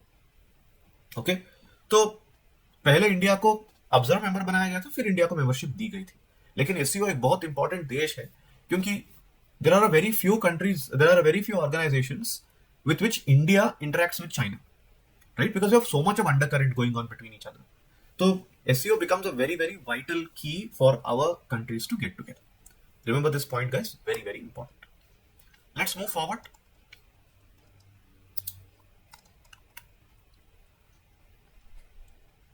अब बात करते हैं FATF की, फाइनेंशियल एक्शन टास्क फोर्स। ये तो हमेशा न्यूज में रहता है क्योंकि पाकिस्तान पता नहीं कुछ कुछ करता रहता है और FATF इसको ग्रे लिस्ट में डाल देता है। तो कॉमन सी बात है, थोड़े दिन और पाकिस्तान ब्लैक लिस्ट में भी चला जाएगा, you never know.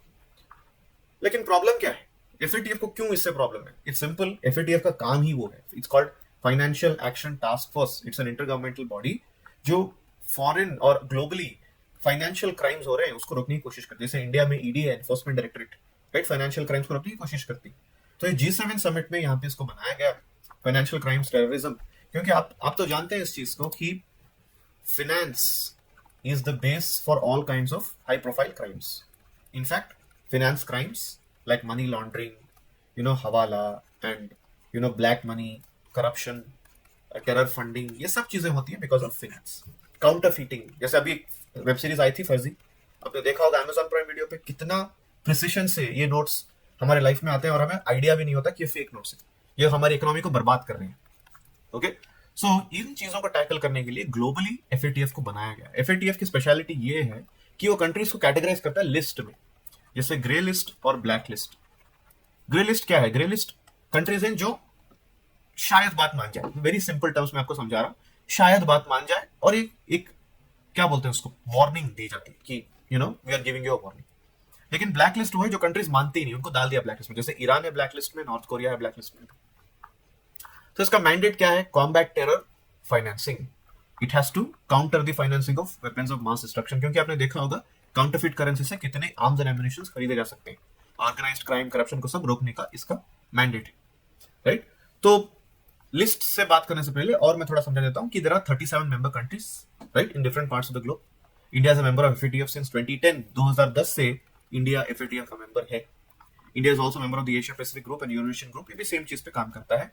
It's headquarters is in OECD headquarters, organisation of economic cooperation and development करके एक इंटरनेशनल ऑर्गेनाइजेशन है जिसका पार्ट इंडिया नहीं है, जो पेरिस में हेडक्वार्टर्स है, वहां पे एफएटीएफ है। इसका मतलब ये नहीं कि इंडिया एफएटीएफ का पार्ट नहीं है, इंडिया एफएटीएफ का पार्ट है, लेकिन OECD का पार्ट नहीं है। अभी दो मैंने लिस्ट बताई आपको, ग्रे लिस्ट और ब्लैक लिस्ट। तो जो कंट्रीज हैं जो सेफ हेवन लगती है मनी लॉन्ड्रिंग की, टेरर फंडिंग की, और उनको वार्निंग दे जाते, जैसे मैंने बोला, परफेक्टली बोला कि वार्निंग दी जाती, तो ये ग्रे लिस्ट में, पाकिस्तान ग्रे लिस्ट में। ब्लैक लिस्ट तो ये कोऑपरेट नहीं करते, ये बात ही नहीं सुनते, ये बिगड़े हुए बच्चे, तो इनको ब्लैक लिस्ट में डाल दिया जाता है कि आप वहीं रहो। तो जब ये एफएटीएफ ब्लैक लिस्ट में होते हैं तो क्या होता है, what happens when a country is in FATF black list? It's very simple, trade with those countries doesn't happen, no trade. उनको फाइनेंशियल पॉइंट ऑफ व्यू से बिलीव नहीं किया जाता, उनमें इन्वेस्टमेंट नहीं होता है, उनसे कॉपरेशन नहीं होता, कुछ नहीं होता। तो एक इंटरनेशनल रेपुटेशन का सवाल है कि आपकी कंट्री कौन से लिस्ट में आती है। जैसे हमने यहाँ पे मेंशन किया है पर्टिकुलरली कि Iran and north Korea black list में है। सो सून पाकिस्तान अगर टेरर फंडिंग को नहीं रोकता है, स्टेट स्पॉन्सर टेररिज्म को नहीं रोकता है, तो it will surely go into that thing. Moving on to the next organisation, we have NATO. Moving on to the next organization, we have NATO. तो NATO stands for North Atlantic Treaty Organization. Okay? अभी Finland और Sweden ने NATO join करने की interest दिखाई है। तो अभी तो आपने देखा कि जब यूक्रेन ने NATO ज्वाइन करने की इंटरेस्ट दिखाई तो प्यूटिन साहब काफी गुस्सा हो गए और उन पर अटैक कर दिया। ये NATO इतना प्रॉब्लमेटिक है क्यों? क्योंकि जब कोल्ड वॉर खत्म हुआ, when the Cold War ended, there were two blocks, USA and USSR. So they wanted to spread their democratic aspects, they wanted to spread their communistic aspects or ideologies. So US was able to get a few countries, like some countries around the world, and of course the Western European countries. USSR got the entire Balkan region for themselves, and they also got the Eastern European countries. तो US इन सबको एकजुट रखने के लिए उन्होंने NATO बनाया, in simple terms. तो NATO काफी एक स्ट्रॉन्ग अलायंस है इन सब कंट्रीज का कि जब कोई प्रॉब्लम हो तो हम सब आपका सपोर्ट करेंगे। थोड़ा इसका इंट्रोडक्शन देख लेते हैं। देखिए, क्लियरली उन्होंने मेंशन किया कि भैया हम एक मिलिट्री अलायंस है, हम वॉशिंगटन ट्रीटी से बने थे 1949, हम यूएस, कनाडा और वेस्टर्न यूरोपियन कंट्रीज के साथ बने हैं और सिक्योरिटी देंगे आपको सोवियत यूनियन के खिलाफ। इसके 30 मेंबर नेशंस हैं, इतने सारे यूरोपियन कंट्रीज हैं, और you can also include the fact that you have US here, you have UK here, you have Denmark, France, Iceland, these kind of countries. What are the headquarters? Where is the headquarters? It's in Brussels, in Belgium, the capital of Belgium. तो इसका objectives क्या क्या है? Political objectives हैं, अगर कोई problem है तो सारे मेंबर्स मिलकर सॉल्व करेंगे इस पॉलिटिकल प्रॉब्लम को। मिलिट्री ऑब्जेक्टिव है, इट्स सिंपल कि अगर आपने एक नेटो मेंबर पे अटैक किया, या आप याद रखिए, if you attack one NATO member, it's like attacking the entire NATO, तो आप नेटो आपको बचाने आ जाएगा। लेकिन ये पीसफुल रेजोल्यूशन के बारे में पहले बात करते हैं। तो this is one thing that you have to understand कि if you attack on NATO you are attacking on all the other countries. Obviously India is not a member of NATO, लेकिन ये कंट्रीज नेटो ज्वाइन करना क्यों चाहती हैं, what is the issue. जैसे अभी Finland ने इंटरेस्ट एक्सप्रेस किया है, स्वीडन ने इंटरेस्ट एक्सप्रेस किया है. क्या होता है इससे? देखिए, पहला चीज है सिक्योरिटी मिलती है. Being a member of NATO will give the nations a security under the alliance of cord. Article 5 होता है, उसके अंदर आपको सिक्योरिटी मिलती है. लाइक आई सेड, अगर इस पे अटैक होगा तो आपको बचाने आएंगे. अभी यूक्रेन पे आप देखिए, अटैक हुआ, बचाने कोई आया नहीं, लेकिन यूएस ने अनकंडीशनल सपोर्ट दिया है. And visits of high level officials from the US to NATO and Zelensky going to US was a major move in the light of how Putin has been behaving. अभी alliance का position strengthen होगा आपके साथ, जैसे अब दूसरे countries के साथ और स्ट्रांग बनेंगे नेटो के मिलिट्री अलायंस से, और रशिया का जो अग्रेशन है आप काउंटर करेंगे. रशिया एज यू नो जो एक जमाने में हुआ करता था यूएसएसआर, जो सारा बाल्कन रीजन उसके कंट्रोल में था, जैसे Georgia, Chechnya, Ukraine, all these countries they wanted to get it back together. तो ये जो प्रॉब्लम है, इसे सोल्यूशन आपको नेटो दे सकता है. इसीलिए काफी सारी छोटी यूरोपियन कंट्रीज इसके बारे में ट्राई कर रही है. तो ये सब चीजें हमें समझने की कोशिश करनी है कि what is NATO and how did it come into being. Now we have to understand कि what is India's stand with NATO. So India is not a member of NATO, okay, and India has been in touch with NATO. India is a very diplomatic country. So India will ensure that they are not in touch with, completely in touch with Russia. Neither are they completely in touch with NATO, but they are, maintaining both the sides properly. Okay, and अभी एक 2019 में political dialogue भी हुआ था, but उससे कुछ आगे बात बढ़ी नहीं. इंडिया ने नहीं बोला कि हमें नेटो ज्वाइन करना है, उससे कुछ नहीं बोला. India has kept to itself, and India knows that it has to do that because Russia also matters for India and US also matters for India. That's a very diplomatic move. So ये रहा सारा NATO के बारे में information. आगे बढ़ते हैं next point पे. एक कॉन्फ्रेंस होता called no money for terror conference. अभी दो चीजें आपको समझनी है कि ये किसने ऑर्गेनाइज किया था और क्यों ऑर्गेनाइज किया था. तो first of all it was started in 2018 by the French government. Okay, why? To focus on cooperation between countries to choke terror funding.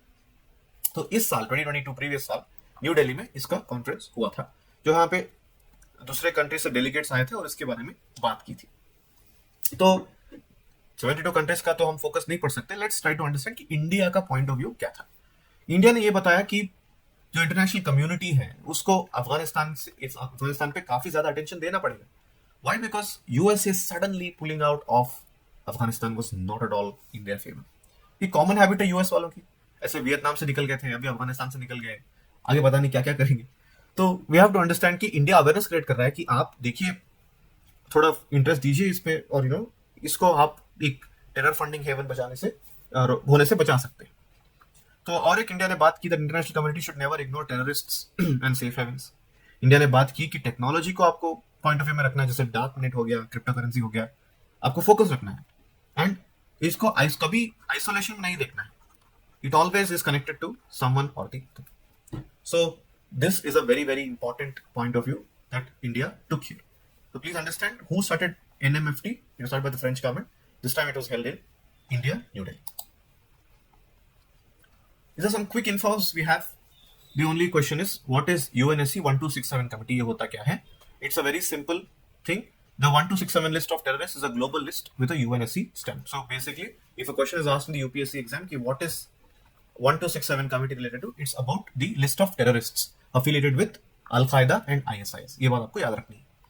Then हम जानेंगे इंटरपोल के बारे में. काफी इंटरनेशनल मूवीज में या इंडिया में भी आपने सुना होगा, इंटरपोल, डॉन को इंटरपोल ढूंढ रहा है, उसको वो ढूंढ रहा है. तो व्हाट इज इंटरपोल? इंटरपोल जैसे नाम है, general assembly of the international criminal police organisation, Interpol. तो इसका मीट हुआ था. तो इससे रिलेटेड हम जानते हैं कि it's an international organisation that facilitates world wide police cooperation and crime control. 1923 में इसको फाउंड किया. इसकी तो कॉल्ड ICPC. इसमें information sharing, criminal investigation, distribution of information सब कुछ होता है. 195 मेंबर नेशंस हैं. इंडिया स्टार्टिंग से ही मेंबर है, जैसे 1956 से मेंबर बना इंडिया. इसका हेडक्वार्टर्स लियोन, फ्रांस में है. And an Interpol NCB provide central point for contact for general secretariat. CBI is the NCB. तो आई होप आप समझ गए हैं कि हर कंट्री को एक एनसीबी देना पड़ता है जो पॉइंट ऑफ कॉन्टैक्ट की तरह एक्ट करता है between Interpol and that country. India में उसे हम कहते हैं CBI, as you know it. तो मेंबर्स रेजोल्यूशन से दिए जाते हैं एंड असिस्टेंस, प्रमोशन सब कुछ इसमें होता है. So most important part about Interpol from the exam point of view, not the basics, the notices. तो एक रिसेंटली एक फिल्म आई थी, it was called red notice. Netflix पे भी है, ड्वेन द रॉक जॉनसन है उसमें. तो red notice is a reference to Interpol's notice. So what is this notices? First let's understand. They are basically request for cooperation कि आपके देश में कोई क्रिमिनल है, कुछ चक्कर चल रहा है, हमें उसको रोकना है. तो ये तीन टाइप के नोटिस देते हैं, रेड नोटिस, येलो नोटिस और black notice. What is red notice? Red notice is a request to locate and arrest a person. तो जो भी है वो भाग के यहाँ पे छुप गया है, हम आके उसको पकड़ लेंगे. येलो नोटिस मिसिंग पर्सन के लिए होता है, जो पता नहीं होता है कि है कौन और ऐसी चीजें. ब्लैक नोटिस होता है अनआइडेंटिफाइड बॉडीज के लिए. तो please remember red, yellow and black. Going forward, we have the next country in news or next region, Africa. When I talk about Africa, firstly we have to understand we are talking about 50 plus countries in the African continent. देखिए stereotype एक काफी खराब चीज है when you're looking at anything just because वो racially similar लगते हैं, right? We cannot say all 50 plus African countries are same. Her country का अलग कल्चर है वहां पे. ये गलती काफी सारे लोग करते हैं कि अच्छा सो इथियोपिया, नाइजीरिया, घाना, बोट्सवाना ये सब तो सेम है. बिल्कुल नहीं. ये सेम लॉजिक से आप बोल सकते हैं कि असम, त्रिपुरा, नागालैंड, सिक्किम और अरुणाचल प्रदेश सब सेम है. बिल्कुल नहीं, राइट? जैसे इसी लॉजिक से बोलते हैं केरला, कर्नाटका, तमिलनाडु, आंध्र प्रदेश, तेलंगाना सब सेम है. Okay, so Africa, every country is different, every culture unique है और हर लोग उनका लैंग्वेज यूनिक है. तो हमें इस चीज को रेस्पेक्ट करना है प्राइमरीली और अंडरस्टैंड करना है कि इंडिया कितना अफ्रीका में आउटरीच अपना फैला चुका है. तो talk about economics first. Okay, तो 2001 में हमारा ट्रेड था $7 बिलियन. 2021-22 में हम पहुंच गए $89 billion. Just imagine how much we have progressed. India is now the third largest export destination, fifth largest investor in this continent. काफी सारे गवर्नमेंट्स के साथ इंडिया का कोऑपरेशन है. अब अफ्रीका मिलिट्री में काफी कोऑपरेट करता है सिक्योरिटी में, क्योंकि pirates and money laundering and terrorism का काफी सेफ हेवंस अफ्रीका में मिल जाएंगे, तो इंडिया उसको काउंटर करने की कोशिश करता है. दो इंपॉर्टेंट चीजें हमें जाननी है आईटी और क्लाइमेट के बारे में. आईटी जैसे अफ्रीका में काफी it's a very nascent stage of development. बहुत कम कंट्रीज है जो काफी डेवलप हुई हैं अफ्रीका में, thanks to their colonial past or whatever it is, their troublesome current scenarios, बहुत सारी चीजों की वजह से अफ्रीकन कंट्रीज में डेवलपमेंट कम ही हुआ है. तो we have to ensure that as a developing country we are also taking other countries together. So India क्या करता है, आईटी सर्विसेज प्रोवाइड कर रहा है हेल्थ केयर एंड एजुकेशन से रिलेटेड. यहाँ पे भारतीय विद्या भारती और ई आरोग्य भारती प्रोग्राम्स चल रहे हैं. अफ्रीकन पैरामेडिक्स और डॉक्टर्स को ट्रेन कर रहे हैं. So IT cooperation is obviously there. Climate change के पॉइंट ऑफ व्यू से इंटरनेशनल सोलर अलायंस में हमने काफी अफ्रीकन कंट्रीज को ज्वाइन किया है. तो आपको पता ही है कि intergovernmental organisation with regards to solar energy, India और फ्रांस ने मिलकर इसको बनाया था. मूविंग फॉरवर्ड, कोविड के टाइम पे इंडिया ने काफी मदद की अफ्रीका की in crisis. COVID-19 pandemic, 270 metric tons of food and aid were supplied. Medicines like hydroxychloroquine, paracetamol were supplied because obviously they're very poor countries and India wanted to help them out. India has tried its best. Now the problem is, of course, like any other country, there are some roadblocks. There are some problems. So what are these problems? First is that there is increasing violence against African students in India. तो India में काफी problems हमें देखने मिली है कि काफी African nationals आते हैं पढ़ने के लिए, they lose track and they get into criminal activities, and that kind of has ingrained a stereotype in people. Say black people, they are African people, Afro American people, हम उनको wrong तरीके से देख के काफी सारे केसेस में violence कर देते हैं उनके अगेंस्ट. तो ये रोड ब्लॉक है क्योंकि वो पर्टिकुलर कंट्री से बिलोंग करते हैं और वो कंट्री की जो गवर्नमेंट है वो इससे काफी नाखुश होती है कि अरे these were our citizens, right? How can you do that? If Indians had gone through it some other country, obviously Indian government would be angry about it. Timely completion of projects, काफी सारे हमने projects promise किए लेकिन वो complete हुए नहीं. Academic experience की बात आती है तो अगेन इंडिया के जो प्रोग्राम्स हैं, they were not been successful enough to get them the best of the best solutions to their educational issues. Now why is Africa significant? The last bit, Africa provides an alternative destination to manufacturers from India whose export in traditional destinations like Europe and America are declining. So they can come to Africa and work there. So it's a kind of a competition and India has to manage this thing properly. And global issues के बारे में वहाँ पे काफी है and Africa suffers from problems like malnutrition, climate change, all of this. So इसमें भी India cooperation सीख कर सकता है. And Africa's hydrocarbon sector has the capacity to feed Indian industrial growth. So all these aspects कि Africa में भी काफी आपको ऑयल रिजर्व मिल जाएंगे. जब हमारा कुछ चक्कर हो गया इराक या किसी साउथ अमेरिकन नेशन के साथ, अफ्रीका हमें काम में आ जाएगा. तो ये सब चीजों को मद्देनजर रखते we have to focus on the fact that Africa is quite a crucial nation for us, and we have to ensure that we are taking care of it, we are being a part of its growth and development, and we are acting as a good guide for these underdeveloped countries. Alright, let's go forward. अभी हमारा topic है world health organisation WHO. तो उसके बारे में तो आप जानते हैं, काफी सारा इन्फॉर्मेशन आपके पास ऑलरेडी होगा कि ये एक स्पेशलाइज्ड बॉडी है यूएन का और हेल्थ से रिलेटेड एस्पेक्ट्स का कवर करता है. लेकिन अभी इसके पॉइंट ऑफ व्यू से GCTM न्यूज में है. What is GCTM? It stands for global centre for traditional medicine. अब ये GCTM को 2022 में PM Modi along with the world health organisation director general उन्होंने इनॉग्रेट किया है जामनगर, गुजरात में. तो यहाँ पे क्या होगा बेसिकली, GCTM में क्या होगा? GCTM में होगा ये कि जो हमारे ट्रेडिशनल मेडिसिन है इंडिया के, इनको वैल्यू दी जाएगी, इनको एक मार्केट दिया जाएगा ग्रोथ और डेवलपमेंट के लिए और बिजनेस के लिए, और इसमें डेटा एनालिसिस, R&D, ये सब चीजें होगी. तो before we go there, let's try to understand what is traditional medicine. तो we have something called as AYUSH in India. I hope you are all aware there is a new ministry also called as the ministry of AYUSH. What does AYUSH stand for?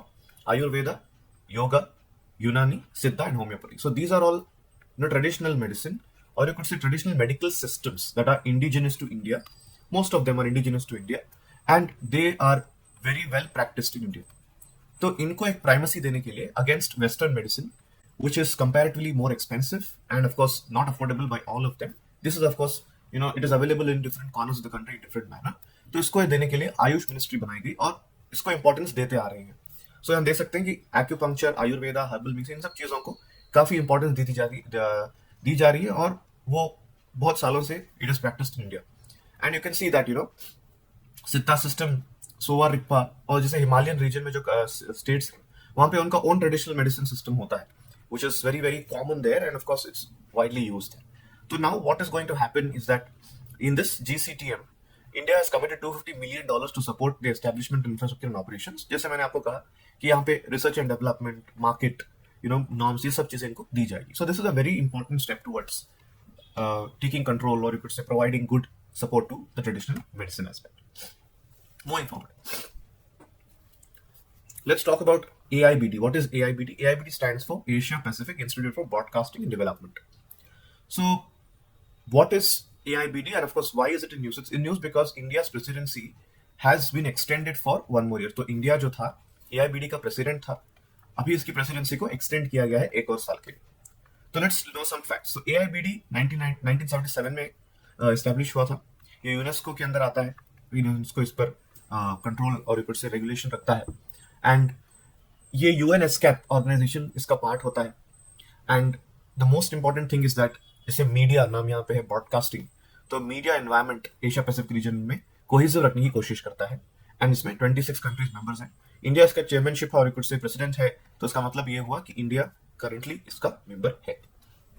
छोटे topic है लेकिन आपको याद रखना जरूरी है. Going forward, UN prestigious public service award किसको मिला है? ये मिसलेनियस में आता है. ये UN prestigious public service award Mo Bus, the bus service of Odisha capital region CRUT authority को UN पब्लिक सर्विस अवार्ड मिला है, क्योंकि इन्होंने अच्छी सर्विस दी है, बेसिकली सस्टेनेबल डेवलपमेंट गोल्स की तरफ कंट्रीब्यूट किया है. तो अगर एक क्वेश्चन आया, Mo Bus is related to which of the following states, तो you can simply mark Odisha.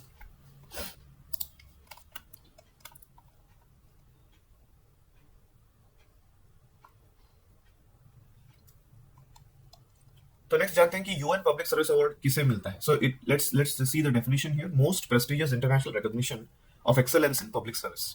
तो हाई वैल्यू एंड वर्च्यू इसे मिलता है, एंड 2003 में पहली सेरेमनी हुई थी, उसके बाद इसको दिया जाता है.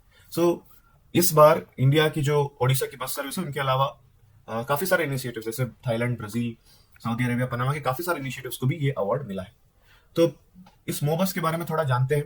जैसे आपको बताया मैंने कि ओडिशा का एक इंपॉर्टेंट बस सर्विस है, तो ये काफी इंपॉर्टेंट है क्योंकि ये live tracking, travel planning, e ticketing सब प्रोवाइड करता है. तो मो इसका नाम स्टार्टिंग में रखा गया है.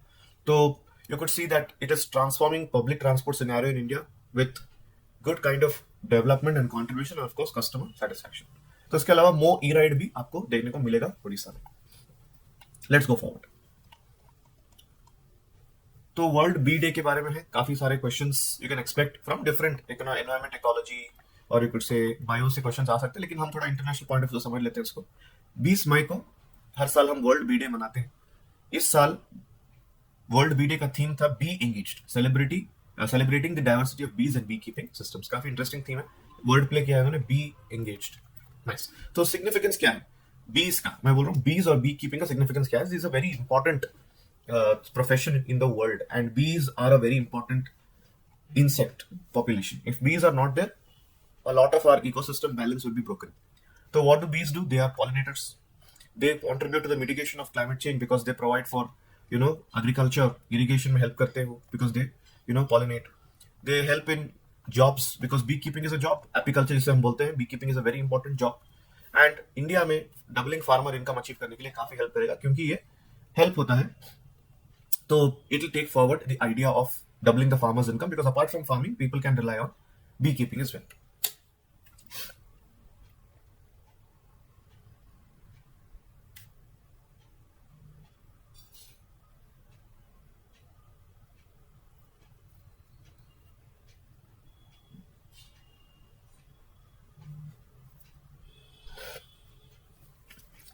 Okay, now coming to the important bit, what is the status of apiculture in India? कि इंडिया में बी कीपिंग का क्या सिचुएशन है। तो आप देख सकते हैं कि apiculture market is estimated to register a 4.3% compound annual growth rate, and Asia Pacific में काफी इसको इंपॉर्टेंस दी जाती है, राइट। एंड इसकी वैल्यू 33.128 बिलियन होगी, right. And India is the sixth major natural export, natural honey exporting country, sixth one. You can remember this. We export honey to US, Saudi Arabia, Canada, Qatar, and these kind of countries. So what you can understand is beekeeping is quite an important occupation in India. Similarly, let's move to the next, Milk Day, World Milk Day. So June 1st को हम world milk day मनाते हैं। FAO का ये एक initiative है, world food agriculture organisation, which is specialised organisation of UN, and as you know India is the largest producer of milk in the world. तो इस बार क्या थीम था कि this year's theme will highlight to work already being done to accelerate climate action, help reduce dairy sector's impact on the planet. तो dairy sector का impact काफी होता है because of greenhouse gas emissions and all of that, so we are trying to reduce that. Let's know some facts about India's dairy sector. Like I told you, it is the largest producer of milk in the world. 22% contribution will be given by India to milk production of the world, followed by US, China, Pakistan and Brazil. तो India का जो growth rate है वो geometrical ratio से बड़ा है। India में सबसे ज्यादा प्रोड्यूसिंग स्टेट है उत्तर प्रदेश, फॉलोड बाय राजस्थान, फिर मध्य प्रदेश। तो ये आपको रिमेंबर करना है कि कौन सी स्टेट से क्या निकल रहा है, कितना निकल रहा है। मूविंग फॉरवर्ड, तो गवर्नमेंट ने काफी सारे इनिशिएटिव्स यहाँ पे लिए हैं, राइट। जैसे कि national programme for dairy development, DIDF, Rashtriya Gokul mission, national artificial information programme, Gopal Ratna, ये सब आप गवर्नमेंट स्कीम्स के पॉइंट ऑफ व्यू से you can study whichever is in news. But please understand that जब से व्हाइट रेवोल्यूशन हुआ है, if you remember, white revolution had a massive impact. If not for white revolution, India wouldn't have been the largest producer, all thanks to Mr. Verghese Kurin from Kerala, who worked on Operation Floods. I hope you guys know this. It led to the establishment of AMUL, that is Anand Milk Union Limited, and of course it opened the floodgates for dairies and production of milk in India. जिसके बाद एक white revolution आया, जिससे India number 1 producer बन गया। इससे पहले Denmark था, तो इंडिया स्लोली उसको ओवरटेक कर गया। डेनमार्क अभी कहीं पीछे रह गया, दूसरे कंट्रीज ने भी अपना ग्रोथ इसमें दिखा दिया। लेट्स मूव फॉरवर्ड, ASEAN के बारे में बात करते हैं। What does ASEAN stand for? ASEAN stands for Association of Southeast Asian Nations. क्या इंडिया एशियन का पार्ट है? नहीं, क्योंकि इंडिया साउथ ईस्ट एशियाई कंट्रीज पे नहीं आता, वो उनका है। जैसे मैंने आपको बताया है 10 south east Asian countries like Bruny, Cambodia, Indonesia, Laos, Malaysia, Myanmar, Philippines, Singapore, Thailand, Vietnam, इन्होंने एक मिलकर बनाया 1967 में, बैंकॉक डिक्लेरेशन से ये बना है। तो 2022 को 30 साल होते हैं इंडिया और एशियान की फ्रेंडशिप का। आई थिंक इफ इंडिया के साथ अगर कोई ऑर्गेनाइजेशन इतना ज्यादा फ्रेंडशिप में, पार्टनरशिप में है, तो वो अपना एशियान ही है, क्योंकि 2012 में हमने स्ट्रेटेजिक पार्टनरशिप की है, फ्री ट्रेड अग्रीमेंट किया है। काफी सारे प्रॉब्लम भी आए हैं जैसे RCEP की वजह से, लेकिन रिलेशनशिप अच्छी रही है, क्योंकि आप देख सकते हैं कि नॉन अलाइंड मूवमेंट से शुरू हुआ था हमारा एसोसिएशन, उसके बाद बनता गया diplomatic relations and trade and people to people contact. अभी 1.35 billion people of India and 60 people men of ASEAN मिल के हम एक कॉपरेशन करते हैं। तो क्या क्या चीजें पे हम कॉपरेट करते हैं? पहला तो है इकोनॉमिक्स पे, दैट इज ट्रेड पे। We cooperate on trade, very very major trading partner. India is ASEAN's 6th largest trading partner. काफी सारा FDI हम वहां से कमाते हैं, और बायलैटरल ट्रेड काफी बढ़ गया है, $210 बिलियन। हमारा फ्री ट्रेड एग्रीमेंट भी है, जैसा मैंने आपको बताया। लेकिन RCEP की वजह से थोड़ी प्रॉब्लम आ गई थी, रीजनल कॉम्प्रिहेंसिव इकोनॉमिक पार्टनरशिप, क्योंकि अगर इंडिया आरसेप को ज्वाइन कर लेता तो हमारे जो लोकल वेंडर्स हैं, लोकल प्रोडक्ट प्रोड्यूसर्स हैं, लोकल क्राफ्ट्समैन हैं, उनको काफी प्रॉब्लम आ जाती. तो India had to ensure that it is not being a part of RCEP. At the same time, it's trying to join this partnership of ASEAN in the right spirit. तो इसके अलावा we have to ensure that the trade is balanced, क्योंकि RCEP के साथ China भी partner है, तो China का मिसयूज हमें यहाँ पे अवॉइड करना है और ये रेस्ट्रिक्टिव बैरियर्स को हमें करना है. और इसकी वजह से ट्रेड डेफिसिट भी काफी बढ़ जाता, क्योंकि हम इतना ज्यादा इंपोर्ट कर लेते हैं, एक्सपोर्ट उतना नहीं कर पाते एशियान को, क्योंकि वो जो कंट्रीज है साउथ ईस्ट एशिया की वो काफी सेल्फ सफिशिएंट है. तो ये सब चीजों को बैलेंस करते हुए इंडिया को आगे बढ़ना है इन दिस रिगार्ड. तो ASEAN is a very important one, but RCEP and others are a challenge. तो what is the opportunity we have ahead of us? High growth हमें मिल सकता है बिकॉज ऑफ एशियान. अभी पैंडेमिक के बाद काफी स्लो डाउन हुआ है trade, so we can expect some growth. Then we have logistics hub. अभी सप्लाई चेन काफी इफेक्ट हुआ है because of pandemic, and logistics के लिए हमें बैलेंस चाहिए, तो ASEAN can help us there. तो काफी सारे चीजों में कोऑपरेशन में एशियान हमें साथ दे सकता है. तो ये अपॉर्चुनिटी को you have to utilise it in the right regard. अभी इंडिया को एक आइडिया है कि 100 स्मार्ट सिटीज बनाने, एंड एशियान हमें हेल्प करेगा ये स्मार्ट सिटीज का नेटवर्क बिल्ड करने में. तो all these things are important, and of course connectivity, right? I told you that we are very well connected to South East Asia, and ASEAN is one of our major connecting factors. So India is only country that opens Southeast Asia is Myanmar. तो Myanmar से India can go to Thailand and Vietnam and whatever. तो हमें इस connectivity को बरकरार रखना है, क्योंकि if not that land way, we have very less access towards it. So we are building this IMT highway, that is India, Myanmar and Thailand highway. We are building this motor vehicle agreement, BCIM, बहुत कुछ चीजें कर रहे हैं हम India के point of view से. और ये भी हमें याद रखना है कि नॉर्थ ईस्ट एशियान से काफी कनेक्टेड है, तो we have to ensure that North East is also growing in this regard. तो ये सब चीजों को मद्देनजर रखते हुए we have to go forward in the right regard. अभी काफी चैलेंजेस है हमारे सामने, जैसे कालाधन मल्टी मॉडल प्रोजेक्ट, ये कंप्लीट हो नहीं रहा है बिकॉज ऑफ वेरियस रीजंस. भी म्यांमार में मिलिट्री कू हुआ था, you are all aware of it, उसकी वजह से इंडिया का स्टांस थोड़ा हिल गया वहां पे. India can not obviously support the coup, but India is also saying that unilateral decisions जैसे कि उस पर अटैक करना वगैरह is not in our favour.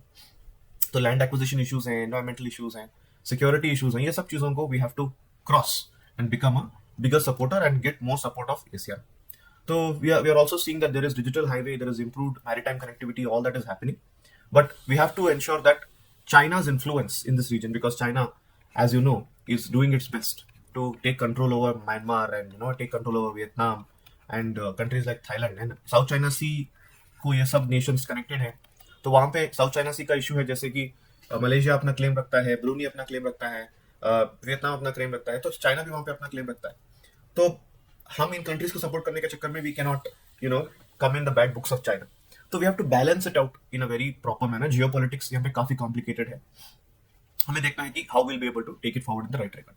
तो अभी रिसेंट स्टेप्स क्या हुए? We can see that we have something called as Sagar Initiative. Remember, this guy is very important.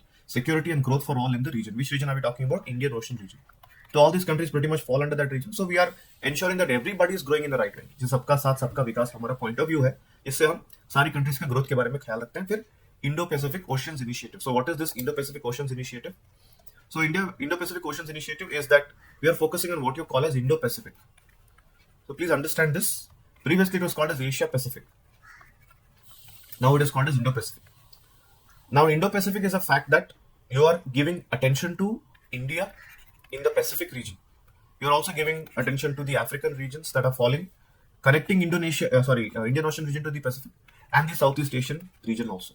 तो यहाँ पे Indo-Pacific Initiative में हमें maritime 3 चीजें, security, ecology, resource capacity building, disaster risk management, ये सब चीजें it will come into picture. And we have the ASEAN outlook. Okay, that's their policy. But for India, we have to understand that we have something called as the Act East policy.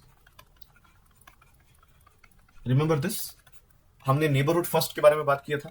We have Act East policy. इससे पहले नाम था Look East policy. तो Look East policy को replace करते हुए हमने कर दिया Act East. बस देखना नहीं है, काम भी करना है. तो हम अपने ईस्टर्न के जो नेबर्स हैं उनको काफी प्रायोरिटी देते हैं, उनको रिस्पेक्ट देते हैं, उनको हमारे ग्रोथ एंड डेवलपमेंट का पार्ट बनाते हैं. तो we have Act East policy which is very very important for our extension in Southeast Asia. We have the East Asia summit जो हम करते हैं ASEAN plus 8. तो ASEAN होता है उसमें और 8 अदर कंट्रीज आती हैं उसमें, तो इंडिया भी उसमें भाग लेता है. Then ASEAN Regional Forum है, India is a member of that. Now I will come to the most important bit, cultural contribution. So like I told you, during the time of the Cholas, the Southeast Asia was heavily influenced with Hinduism, and a lot of Hindu influence you see in countries like Vietnam, Cambodia, and others. So if you know that the Angkor Wat temple initially was a Hindu temple, later it converted into a Buddhist temple. So a lot of connection of Hinduism and Buddhism you see in Southeast Asia. We see languages like Sanskrit and Pali. We have commonality in food. We have commonality in dressing.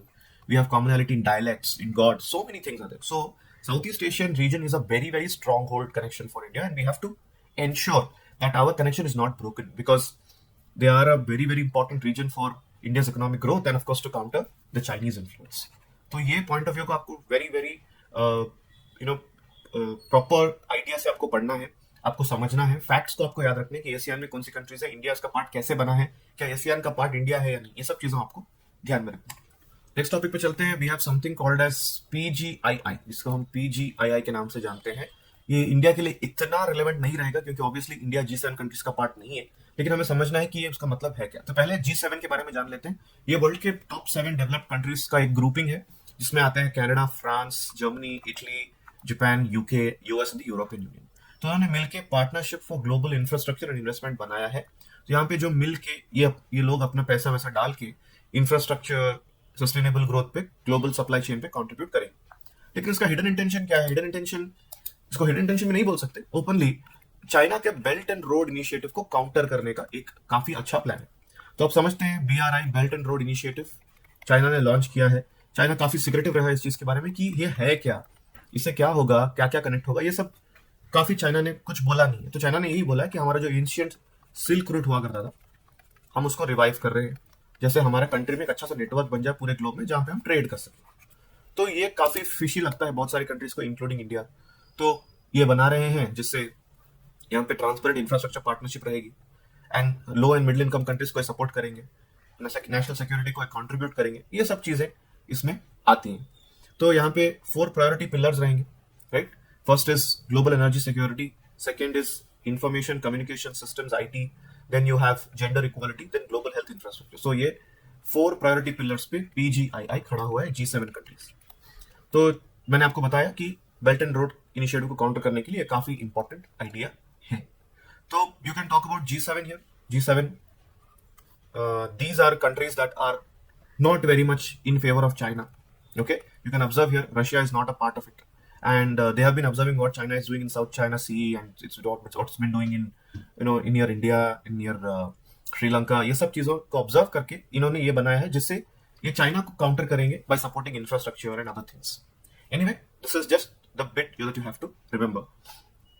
Let's go forward and talk about the next project, CPEC। तो ये काफी news में रहा है, बहुत दिनों से news में रहा है। What is the meaning of CPEC? CPEC stands for China Pakistan Economic Corridor. So what is this China Pakistan Economic Corridor? It's very simple. China wants to connect with Pakistan and they want to establish a corridor. Okay, it's very simple. जैसे कि you can observe here, ये हमारा you could say northern part है India का। यहाँ से पाकिस्तान आपको देखने को मिलता है, ओके, और यहाँ पे चाइना रहेगा। You can observe this carefully. Okay, I'm not so good at drawing the maps, but I hope you guys can adjust. So what is the point of view here? You have to go from China to Pakistan.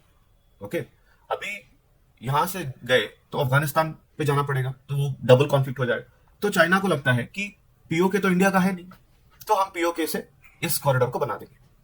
It's basically China Pakistan economic corridor, क्योंकि China Pakistan के साथ economic cooperation, trade cooperation करना चाहता है। तो ये CPEC किसका part है? बेल्ट एंड रोड इनिशिएटिव का पार्ट है। तो क्या ये फिजिबल है चाइना के लिए? तो हाँ, पाकिस्तान के लिए हाँ, लेकिन इंडिया के लिए बिल्कुल नहीं, क्योंकि ये this will be a violation of a sovereignty, कि हमारे कंट्री के जो रीजन है इससे होके गुजर रहा है तुम्हारा कॉरिडोर। तो इंडिया ने इसको अपोज किया है, लेकिन इसका आइडिया है क्या? तो it's a part of the belt and road initiative. जैसे मैंने आपको बताया कि 70 बिलियन डिफरेंट प्रोजेक्ट डेवलपमेंट इससे होंगी, इससे आगे बढ़ेंगे और पाकिस्तान को सपोर्ट करेंगे। और यहाँ से if you look at it carefully, यहाँ से they can reach Gwadar port. Okay, China को काफी इंपॉर्टेंट हो जाएगा ग्वादर पोर्ट, और यहाँ से ट्रेड वगैरह इजी हो जाएगा उन्हें। Gwadar port is located in Karachi, right? So all these factors will come into play, and that's why China is ensuring that its trade is smooth and its investment in Pakistan is easier. But China has not gone forward. Why? Because India has said बिल्कुल नहीं, हम आपको ये होने नहीं देंगे, क्योंकि ये जो है पीओके से गुजरता है, पर्टिकुलरली गिलगिट बल्तिस्तान रीजन से गुजरता है, जो इंडिया का रीजन है, राइट? हमने कभी पाकिस्तान पीओके को कभी डिनाई नहीं किया कि हमारा है नहीं, it's always been ours. So it's basically encroaches India sovereignty and territorial integrity. तो इसीलिए बोला है कि हम इसको नहीं होने देंगे. लेकिन हर बार चाइना इसको रीइन्विगोरेट करता है, इनके बारे में बातचीत होती है. तो अभी जब पाकिस्तान का कंडीशन इतना खराब है, तो चाइना का हेल्प पाकिस्तान के लिए बनता है, लेकिन चाइना अभी कुछ आगे बढ़ा नहीं है. Okay, they are slowly working on it. So let's see how this moves forward. Let's move on to our next topic, that is Indus Water Treaty. So this is a very important treaty, and it is one of the most long-standing treaties ever.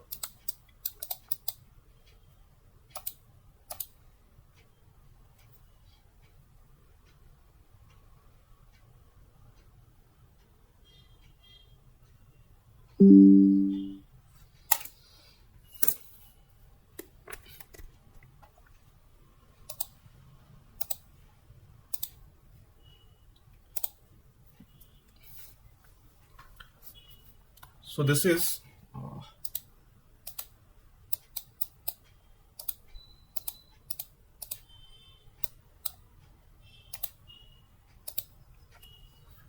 is one of the most long-standing treaties ever in the world, जो 1960 में sign हुआ था between India and Pakistan. It was brokered, or you could say it was mediated by the World Bank. तो यहाँ पे India के prime minister Jawaharlal Nehru थे और पाकिस्तान के जो प्रेसिडेंट थे अयूब खान, उन्होंने मिलकर इसको साइन किया था कि जो इंडस का जो पानी है, हम दोनों कंट्रीज के बीच में डिवाइड होना चाहिए. और इसके अकॉर्डिंग इसको डिवाइड किया गया. कैसे डिवाइड किया गया कि जो झेलम, चेनाब और इंडस है, ये पाकिस्तान का अलग किए जाएंगे, the western bit and the eastern bit, India के जो रिवर्स है रवि, ब्यास एंड सतलज, ये इंडिया को मिलेंगे. तो 80% of the water from Indus river Pakistan will get, 20% India will get, because India was pretty much self sufficient. तो ये हमेशा न्यूज में क्यों आता है? इट्स सिंपली बिकॉज हर बार जब भी कोई इशू होता है तो पहले बोलते हैं कि हम इंडस का पानी बंद कर देंगे. तो ये होगा नहीं, बिकॉज ये काफी बड़ी ट्रीटी और बहुत सारे लोगों के घर और डेली नीड्स इंडस पे डिपेंडेंट है. तो you cannot really do that. तो लेट्स रीड सम आइडियाज कि what is permanent Indus commission. तो एक परमानेंट इंडस कमीशन बनाई गई थी उस टाइम पे, जो आइडिया दिया उसने कि ऐसा ऐसा कर सकते हैं, हम इसको प्रॉब्लम सोल्व कर सकते हैं. तो डिस्प्यूट रेजोल्यूशन उसके बेसिस पे हुआ है. तो अभी थोड़े बोन ऑफ कंटेंशंस आए हैं. तो what are these bone of contentions? Let us observe कि ये जो Kishan Ganga hydro electricity project है, ये काफी कंट्रोवर्शियल प्रोजेक्ट है कि अगर इंडिया ने वहां पे बना दिया इस चीज को तो पाकिस्तान को इफेक्ट हो जाएगा and all of those things. और पाकिस्तान बोलता है कि हम एक हाइड्रो इलेक्ट्रिसिटी प्रोजेक्ट बनाएंगे जिससे आपको इफेक्ट हो जाएगा. अब तो जो वो कंडीशन में है, अब तो कुछ करेंगे नहीं. लेकिन नया प्रॉब्लम आया है कि soon after coming to power in Afghanistan, the Taliban has expressed desire to join the infrastructure project. India reiterated firmly that it opposes the project, the CPEC and others. तो अभी we have to understand that अगर तालिबान के साथ हम negotiate करने लगे, जो हमने कभी किया नहीं, we negotiated with terrorists, तो ये सब चीजें सामने आती हैं. लेकिन इंडस वाटर ट्रीटी को आपको हमेशा याद रखना है कि ये सबसे लॉन्ग स्टैंडिंग ट्रीटी है इंडिया और पाकिस्तान के बीच, और वर्ल्ड के लिए एग्जाम्पल सेट हुआ है क्योंकि हमने इस पे कोई प्रॉब्लम क्रिएट नहीं किया. Though we have fought so many wars, water has been a natural need and we been consistently providing that.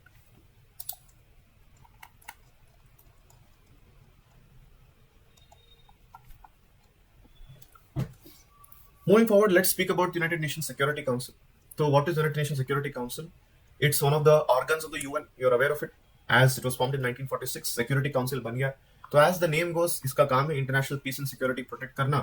And इसके जो अथॉरिटी है वो बाइंडिंग है मेंबर स्टेट्स पर. जैसे दूसरी अथॉरिटीज की जनरल असेंबली हो गया, आपका क्या बोलते हैं उसको, economic and trusteeship council, all of those, इनके जो अथॉरिटीज हैं, इनके जो यू कुड से मेमोरेंडम्स है, वो बाइंडिंग नहीं होते, लेकिन ओनली यूएनएससी के बाइंडिंग होते हैं. तो बेसिकली यूएनएससी में 15 मेंबर्स होते हैं. उसके अलावा you can say that you can divide it into 10+5. जो 5 है वो परमानेंट मेंबर्स हैं, जो 10 है वो नॉर्मल मेंबर्स हैं. 5P5 कंट्रीज इसको बोलते हैं जो परमानेंट मेंबर्स हैं, जैसे Russia, China, US, UK, France. तो ये डिसाइड करते हैं कि कौन सी कंट्री ज्वाइन कर रही है, कौन सी कंट्री ज्वाइन नहीं कर रही है, all of those things. Now India is one of the members of the permanent the security council, one of the 15 members. And इसीलिए वो न्यूज में है कि यू कुड से इंडिया का कैंडिडेचर को सपोर्ट करने का पॉइंट ऑफ व्यू से ये आता है. And India along side other reform oriented countries membership in G4 and the other countries, it's working on it कि इंडिया को उसमें मिले, G4 कंट्रीज में सपोर्ट मिले. ये सब चीजें की बातें हो रही हैं. हमें एग्जाम के पॉइंट ऑफ व्यू से ये समझना है कि यूएनएससी है क्या, कैसे इसमें मेंबर्स बनते हैं, इससे रोटेशन मेंबरशिप होती है, इसमें काफी कंट्रीज आते हैं जाते हैं, लेकिन P5 कभी चेंज होता नहीं। तो ये सब बेसिक चीजें हैं, you guys are aware of it. Let's go forward, let's talk about next MSP मतलब मिनिमम सपोर्ट प्राइस नहीं, मिनरल्स सिक्योरिटी पार्टनरशिप। तो यूएस के अलावा 10 और कंट्रीज हैं इसमें, जैसे Australia, Canada, Finland, France, Germany, Japan, Republic of Korea, Sweden, ये सब कंट्रीज हैं। तो what do? They form a partnership where they are working on the exploration, export, import of minerals, critical minerals, which are those cobalt, nickel, lithium, ऐसे 17 rare earth minerals को वो exploration, उसका जो trade है, वो सब चीजें उन सब पे कंट्रोल से रेगुलेशन करते हैं। India is obviously not a member of the MSP arrangement. Okay, so critical minerals क्या है जो सप्लाई चेन को कंट्रीब्यूट करते हैं, जैसे लिथियम। अभी इंडिया में बहुत सारे लिथियम रिजर्व्स मिले हैं जम्मू एंड कश्मीर रीजन में, तो लिथियम, कोबाल्ट, निकल, ये सब चीजें हमें डेली यूज की चीजों में काफी काम आती है। Like I said, EV batteries. Then you have rare earth elements. There are 17 rare earth elements that are used. यहाँ पे इंडिया की बात करें तो इंडिया में काफी सारे मिनरल्स अवेलेबल हैं, लेकिन India will not join the partnership as of it. ऐसा कोई बातचीत हुई नहीं। Going forward. All right, let's proceed. Next we have INSTC. What do we call it as? INSTC stands for International North-South Transport Corridor. तो आपको जिसमें एक map दिखाता हूं, आप देख सकते हैं कि INSTC इंडिया को कहां से क्या क्या कनेक्ट करवाता है। तो you can see this. So एक स्टैंडर्ड रूट था इंडिया का, जैसे India Strait of Hormuz cross करके, स्वेज कैनाल क्रॉस करके, it would travel through Caspian Mediterranean Sea, and it would travel through the North Sea and then reach Russia. Okay, and India had no other way of reaching these countries. You can see these countries, right? Surrounded to Black Sea, like Turkey, Syria, and these countries. So India has now been a part of INSTC, where India just crosses through this region, the region of Indian Ocean, reaches Iran, and from Iran through Caspian Sea, it reaches different countries, and of course it reaches Russia.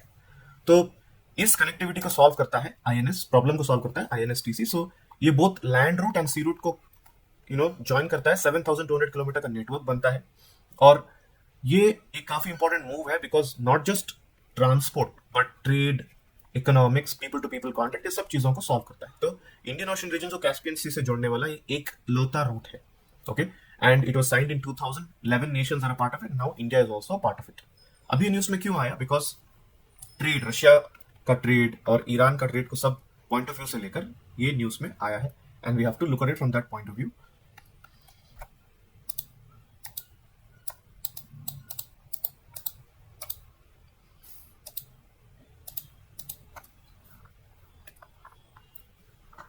तो अभी Ukraine और Russia के war के चलते Russia via Iran over the last few months जो sanctions लगे हैं Russia पे, उस सैंक्शंस को पॉइंट ऑफ व्यू से रखकर INSTC काफी importance, it has shown a lot of importance, because connectivity Russia को वहीं से मिल रही है, दूसरी जगह से तो कनेक्टिविटी है नहीं रशिया को, एंड इससे यू कुड से ट्रेड बैरियर्स और टैरिफ्स वगैरह कम होते हैं। तो इसके पॉइंट ऑफ व्यू से INSTC इंपॉर्टेंट है, तो आप इसको देख सकते हैं very clearly, you will get a fair idea कि हम किस बारे में बात कर रहे हैं, कैसे रशिया को कनेक्टिविटी मिल रही है। गोइंग फॉरवर्ड, अभी हम चाबहार पोर्ट के बारे में बात करते हैं। So Chabahar port basically Iran में है, राइट? तो इसमें इंपॉर्टेंस क्यों है? What is the importance of Chabahar port for India? Now one is obviously that it connects India to Iran, but we have to understand that it is a very very important part of our foreign policy, and it helps us in exports and imports to, you could say, the region of Iran. But here Afghanistan comes into picture. So firstly, let's say that 2003 में ये plan हुआ था, उसके आगे बढ़ के 2017 में first phase inaugurate हुआ, और काफी कॉन्फ्लिक्टिव रहा है सिचुएशन।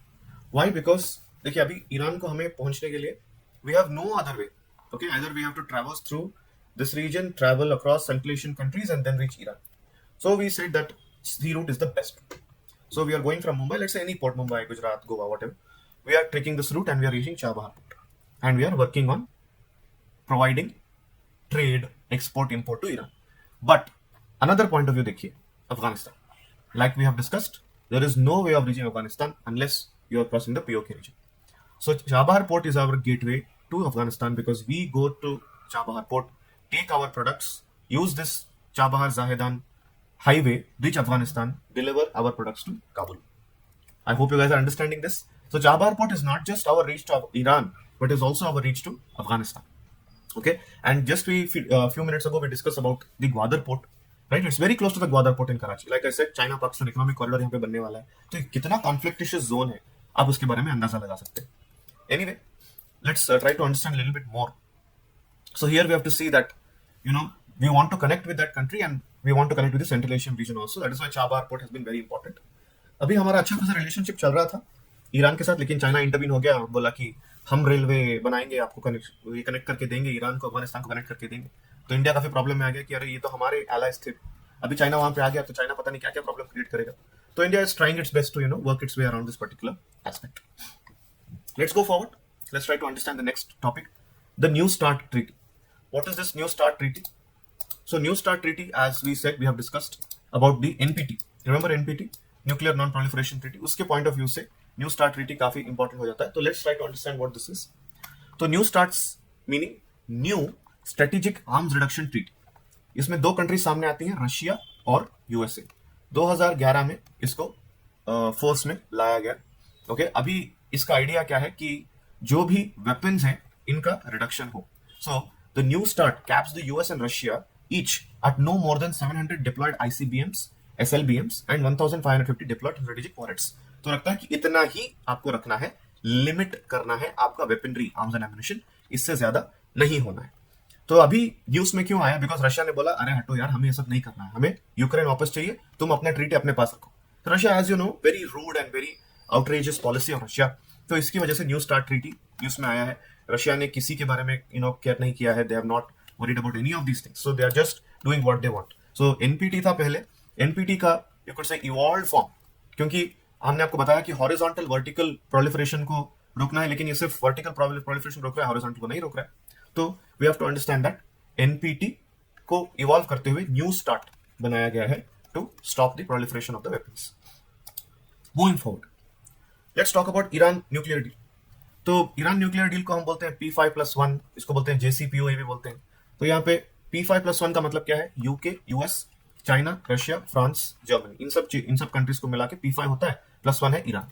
तो ईरान को लगता है, कंट्री को लगता है कि ईरान के पास काफी न्यूक्लियर वेपन्स हैं और इनके न्यूक्लियर वेपन्स को रखना है, इनको कंट्रोल करना है. तो इसको कंट्रोल करने के लिए ईरान न्यूक्लियर डील साइन किया गया. उनको बोला गया कि आप आगे से न्यूक्लियर वेपन्स नहीं बनाएंगे और उसको आप दूसरे कंट्री को सप्लाई नहीं करेंगे, आप किसी और चीजों के लिए यूज नहीं करेंगे.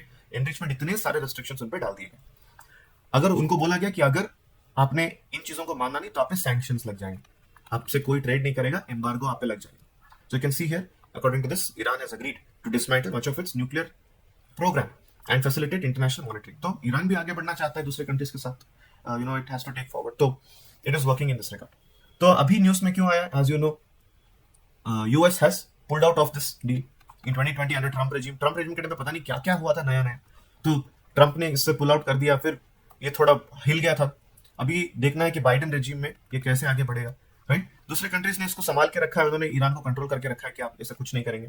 तो this is a very important one. India के लिए काफी इंपॉर्टेंट है. वाई? बिकॉज इंडिया ईरान का काफी इंपॉर्टेंट ट्रेडिंग पार्टनर है. तो अगर ये सैंक्शंस वगैरह लगे तो ईरान और इंडिया का ट्रेड इफेक्ट हो जाएगा. तो इंडिया यही चाहता है कि सैंक्शंस ना लगे और ट्रेड बरकरार रहे. Then we have to talk about the Quad grouping. Okay, Quad grouping is a very important concept from today's point of view, from the exam point of view. तो if you can see, एक quadrilateral बनता है, right? 4 countries का quadrilateral बनता है, जैसे US, India, Japan और Australia. पहले ये सारी कंट्रीज इनफॉर्मल एक पार्टनरशिप में थी, एक एक्सरसाइज करती थी मलाबार. तो ये मलाबार को पुश करते हुए इन्होंने एक इनफॉर्मल ग्रुपिंग बनाई और अभी थोड़े सालों में ये फॉर्मलाइज हो जाएगी. प्राइमरी इंटेंशन ये रहेगा कि हम चाइना की इन्फ्लुएंस को इंडो पैसिफिक रीजन में हम उसको काउंटर करें. We have to counter it. तो 2007 में जापान के जो प्राइम मिनिस्टर शिंजो आबे साहब, इन्होंने इसका आइडिया दिया था कि हम ऐसा बनाते हैं और इसको फॉलो अप किया गया और क्वाड बना, राइट? इसको हम क्वाड बोलते हैं, क्वाड्रिलैटरल ग्रुपिंग. तो 2007 में इसका आइडिया दिया गया, 2017 में इसको रिवाइव किया गया. अभी सिर्फ मलाबार एक्सरसाइज से आगे बढ़कर हम disaster relief, cyber security, counter terrorism, peace promotion, इन सब चीजों पे काम करते हैं. और चाइना की जो पॉलिसी है, एक्सपेंशन पॉलिसी है इंडो पैसिफिक रीजन में, उसको हम काउंटर भी करते हैं. ओके, तो क्वाड काफी इंपॉर्टेंट ग्रुपिंग बन गया है. Please note that it's not formalised yet, it will soon be formalized and lot of other countries have also expressed their interest to join the quad grouping. Let's move forward. Let's talk about the Kyrgyzstan Tajikistan conflict. So it's just that the countries have had this conflict. India का काफी इसमें role कुछ है नहीं, तो जिसको point of view से हम समझ लेते हैं, एक birds I point of view से, कि इनका जो बॉर्डर टच होता है, इसमें कॉन्फ्लिक्ट हो गया कि थोड़ा बहुत इंटरनल चीजों पे इनका कॉन्फ्लिक्ट हो गया, it's not a new thing. Okay, 1991 से ही यहाँ पे कॉन्फ्लिक्ट चल रहा है, तो ये बढ़ता रहता है। Please note, Kyrgyzstan Tajikistan conflict है। Then let's talk about Indo-Pacific Meet and how India has stayed away from it. It's called IPEF. So 2022 में एशिया पैसिफिक ट्रेड इनिशिएटिव, जिसे IPEF के नाम से बनाया गया, इसमें 14 कंट्रीज ने पार्ट लिया, लेकिन India did not join this. Okay, we'll know about that, but first try to understand कि what is IPEF. IPEF is not an agreement, it's not a trade block, but it's only a framework. तो जो India Indo Pacific region है, जिसको मैंने आपको समझाया, उस reason में इन सब चीजों पे फोकस होता है, जैसे कि resilience, sustainability, inclusiveness, supply chain, clean energy, इन सब चीजों पे फोकस होता है। तो IPF is important because it is US's policy की पिवट टू एशिया की पॉलिसी है यूएस की, जैसे हमारे नेबरहुड फर्स्ट एंड वगैरह पॉलिसीज हैं, पिवट टू एशिया पॉलिसी है। तो क्वाड और इन सबको चीजों को लेकर यूएस इस पॉलिसी पे फोकस कर रहा था, लेकिन इंडिया ने इसे स्टे आउट किया है। India has chosen to stay out of this trade policy pillar which deals with all of these aspects. Okay, it has 4 aspects: trade, supply chain, tax and anti-corruption and clean energy. And in members को access देता है। India का यही concern है, India's concern are regarding issues linking environment, labour to trade and all of that. India में काफी trade और labour का इशू चलता है, क्योंकि ट्रेड प्रोटेस्ट वगैरह होते हैं। तो इंडिया हैज सेड कि we don't want to overcomplicate the situation, so we are trying to stay away from this particular thing. तो this is a very basic thing that you guys have to understand. So here we have one more thing, another committee, 1267 committee of the UN. Previously read about another one. What is 1267? It's all about Al-Qaeda, that is a terrorist organization, and the sanctions on Al-Qaeda. Remember this 1267 sanction on the Al-Qaeda committee. अभी news में एक और चीज आई है जिस called as Nord Stream pipeline. What is Nord Stream pipeline? Just basic point of view समझते हैं। It's a 1224 kilometre underwater gas pipeline running from Russia to Germany in the Baltics. Remember this guys, Russia और Germany underwater है, Baltic Sea से गुजरता है। 2011 में इसका inauguration हुआ था। ये सारी कंट्रीज से गुजरता है, Finland, Sweden, Denmark, all this, and it is only the name as the name goes gas provision के लिए इसको बनाया गया है। एंड जर्मनी एंड ईयू का पार्टिसिपेशन रशिया के साथ इसमें हमें देखने को मिलता है। बस यही आपको याद रखना है, नॉर्थ स्ट्रीम पाइपलाइन से रशिया और जर्मनी। नेक्स्ट बात करते हैं जीपीएआई के बारे में। ये सारे अलायंसेस है, फ्रेमवर्क्स है। GPAI speaks about global partnership on artificial intelligence. As you know today, artificial intelligence is the future. जैसे चैट GPT, इसका नाम हम जानते हैं, ऐसे आर्टिफिशियल इंटेलिजेंस को कंट्रोल में रखने के लिए, और you could ensure that to ensure that it's not misused, ये सारी कंट्रीज मिलके इसको काफी दूसरे सेक्टर्स में यूज करने की कोशिश करती हैं, जैसे civil society, industry, science, government, ये सब चीजों में। 2020 में फाउंड हुआ था। India is a founding member and India has assumed the chair. So many countries are there a part of this. So आपको याद रखना है GPAI करके एक ऑर्गेनाइजेशन, एक फ्रेमवर्क है जिससे इंडिया भी कोऑपरेट करता है। उसके अलावा GAVI करके गवी, इसका नाम आप गवी करके याद रख सकते हैं। अभी 2010 में शुरू हुआ था, लेकिन 2020 में इसकी इंपॉर्टेंस काफी बढ़ गई क्योंकि कोविड-19 आ गया। तो what is GAVI? GAVI is a global health partnership, public and private, to provide equal access to vaccine to everybody. तो here World health Organization, UNICEF, World Bank, Bill and Melinda Gates Foundation, NGO सब काम में आते हैं और ये ensure करते हैं कि सबको वैक्सीन मिले। तो आप देख सकते हैं कि बिकॉज ऑफ कोविड टाइम बहुत सारे लोगों को वैक्सीन नहीं मिले, तो ये इंश्योर करते हैं कि इन सबको वैक्सीन मिले। 326 million children prevented a potential of 5.5 billion deaths thanks to Gavi. सब छोटी मोटी चीजें आप जब आपको याद रखनी है। Let's come to the last and the most crucial bit, India's G20 presidency. तो इंडिया अभी G20 का प्रेसिडेंट बन गया है। बैंक सभी जगह G20 के समिट्स और G20 के मीटिंग्स हो रहे हैं। इंडिया ने इस प्रेसिडेंटशिप को इंडोनेशिया से लिया है। As you must have seen the video, prime minister Modi taking the baton from Indonesia. So it has 19 countries, that is 20 countries. You could say अभी 19 क्यों? क्योंकि रशिया को थोड़ा साइड में रख दिया इन्होंने, क्योंकि रशिया ने दूसरी कंट्री की सॉवरेनिटी को रिस्पेक्ट नहीं किया। So you have countries like Argentina, Australia, Brazil, Canada, China, France, Germany, India, Indonesia, Italy, Japan, Korea, ये सब चीजें, ये सब कंट्रीज G20 में आती हैं। 1999 में इसको फाइंड किया गया, इसको फॉर्मुलाइज किया गया। देन ये एशियन फाइनेंशियल क्राइसिस के बैकड्रॉप पे इसमें ये आगे आया। तो हेड्स ऑफ स्टेट गवर्नमेंट वगैरह इसमें आते हैं, अपनी कंट्री को रिप्रेजेंट करते हैं, अपनी कंट्री के चीज़ों को आगे रखते हैं। तो 2009 में इसको एक फोरम बनाया गया और काफ़ी सारी चीज़ों में कोऑपरेशन होता है। तो what is G20 basically? You have to understand that ये हर साल अपनी समिट करते हैं और ग्लोबल चीज़ों को, ग्लोबल प्रॉब्लम्स को, ग्लोबल इश्यूज को ये मेन स्ट्रीम में लेके आते हैं। क्योंकि ये G7 जैसा नहीं है कि खाली डेवलप्ड कंट्रीज, इसमें काफी डेवलपिंग, अंडर डेवलप्ड कंट्रीज भी आती हैं। तो इसमें 2 ट्रैक्स हैं, फाइनेंस ट्रैक और शेरपा ट्रैक. तो for this finance track, as the name goes, governors, central bank governors मिलते हैं, they speak about this aspect. Sherpa track क्या है? What is the meaning of sherpa track? Responsible, जैसे let's say sherpa track oversee negotiation all through year discussing agenda of substantive work of G20. तो जो भी काम हो रहे हैं, जो भी एक्टिविटीज हो रही है, वो शेरपा ट्रैक कवर करता है. इसमें सिर्फ ये नहीं कि गवर्नमेंट्स आती हैं, you have think tanks, unions, business research, ये सब लोग इसमें आते हैं. Okay, you have one more thing called as troika, जो 3 प्राइमरी कंट्रीज हैं G20 के. You have the troika, you have Indonesia, you have Brazil, and you have India. It's called the Troika. The current Troika is these countries. Now the question is, India के लिए ये कितना important है? India के लिए ये बहुत important है, क्योंकि India इसको अपनी एक opportunity की जैसे use कर सकता है to showcase to the world कि India ने क्या क्या किया.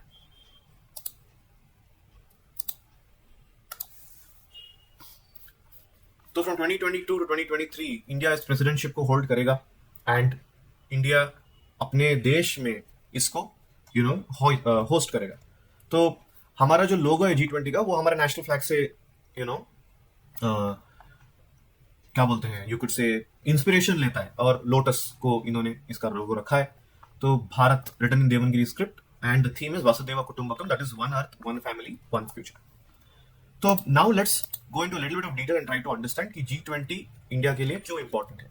क्योंकि इंडिया काफी इशू से गुजर रहा है, जैसे कि चाइना का इन्फ्लुएंस, या you could say South East Asia में जो राइजिंग इन्फ्लेशन है due to the Russia Ukraine war, और इंडिया के जो डेवलपमेंट्स हैं, कैसे इंडिया ने कोविड-19 को ओवरकम किया, ये सब चीजें India can showcase through the G20 summit. क्योंकि वर्ल्ड के सारे डेलीगेट्स इंडिया में आएंगे, राइट, और इंडिया अपना स्टांस फ्यूचर का इट कैन शोकेस हियर. तो G20 is absolutely great for India now, and India is trying to showcase it by holding different summits in different places. अभी India ने propose किया कि Jammu and Kashmir या Leh and Ladakh में we will keep a meeting to showcase कि ये जो conflicted reason था इतने सालों से, हमने उसका कॉन्फ्लिक्ट सॉल्व किया है, और यहाँ पे ओपनली हम समिट्स कर रहे हैं. It's a part of our mainland. तो the Vasudhaiva Kutumbakam concept is so beautiful because it's a part of our Vedic literature like Maha-Upanishad, and it says that India is a country that is open for everybody, and we are ensuring that the work goes on in the right spirit, and we are ensuring that the spirit of G20 is maintained. So हमारी central bank जो है RBI is one of the most crucial organizations in India and of course in the world, because we ensure that our rupee, which is a crucial currency, is maintained well. तो ये सब चीजों को legitimize करने के लिए, streamline करने के लिए G20 की presidency काफी important होती है इंडिया के लिए. So guys, ये रहा आपका international relations का सारा coverage इस साल का. अगर हमने कुछ मिस आउट किया है तो please write us in the comment section, we will try to cover it up. अगर आपको कोई डिसएग्रीमेंट्स हैं, अगर आपको कुछ चीजें इंप्रूवमेंट मतलब आपको और अच्छे तरीके से जाननी है, तो आप कमेंट्स में लिखिए, हम उसको इंप्रूव करने की कोशिश करेंगे. अगर आपको वीडियो पसंद आया तो please like this video, share with your friends. आप बताइए कि एक चैनल है जो ऐसा कंटेंट बना रहा है, and of course subscribe to Exam Quest. Thank you so much, all the best for your exams.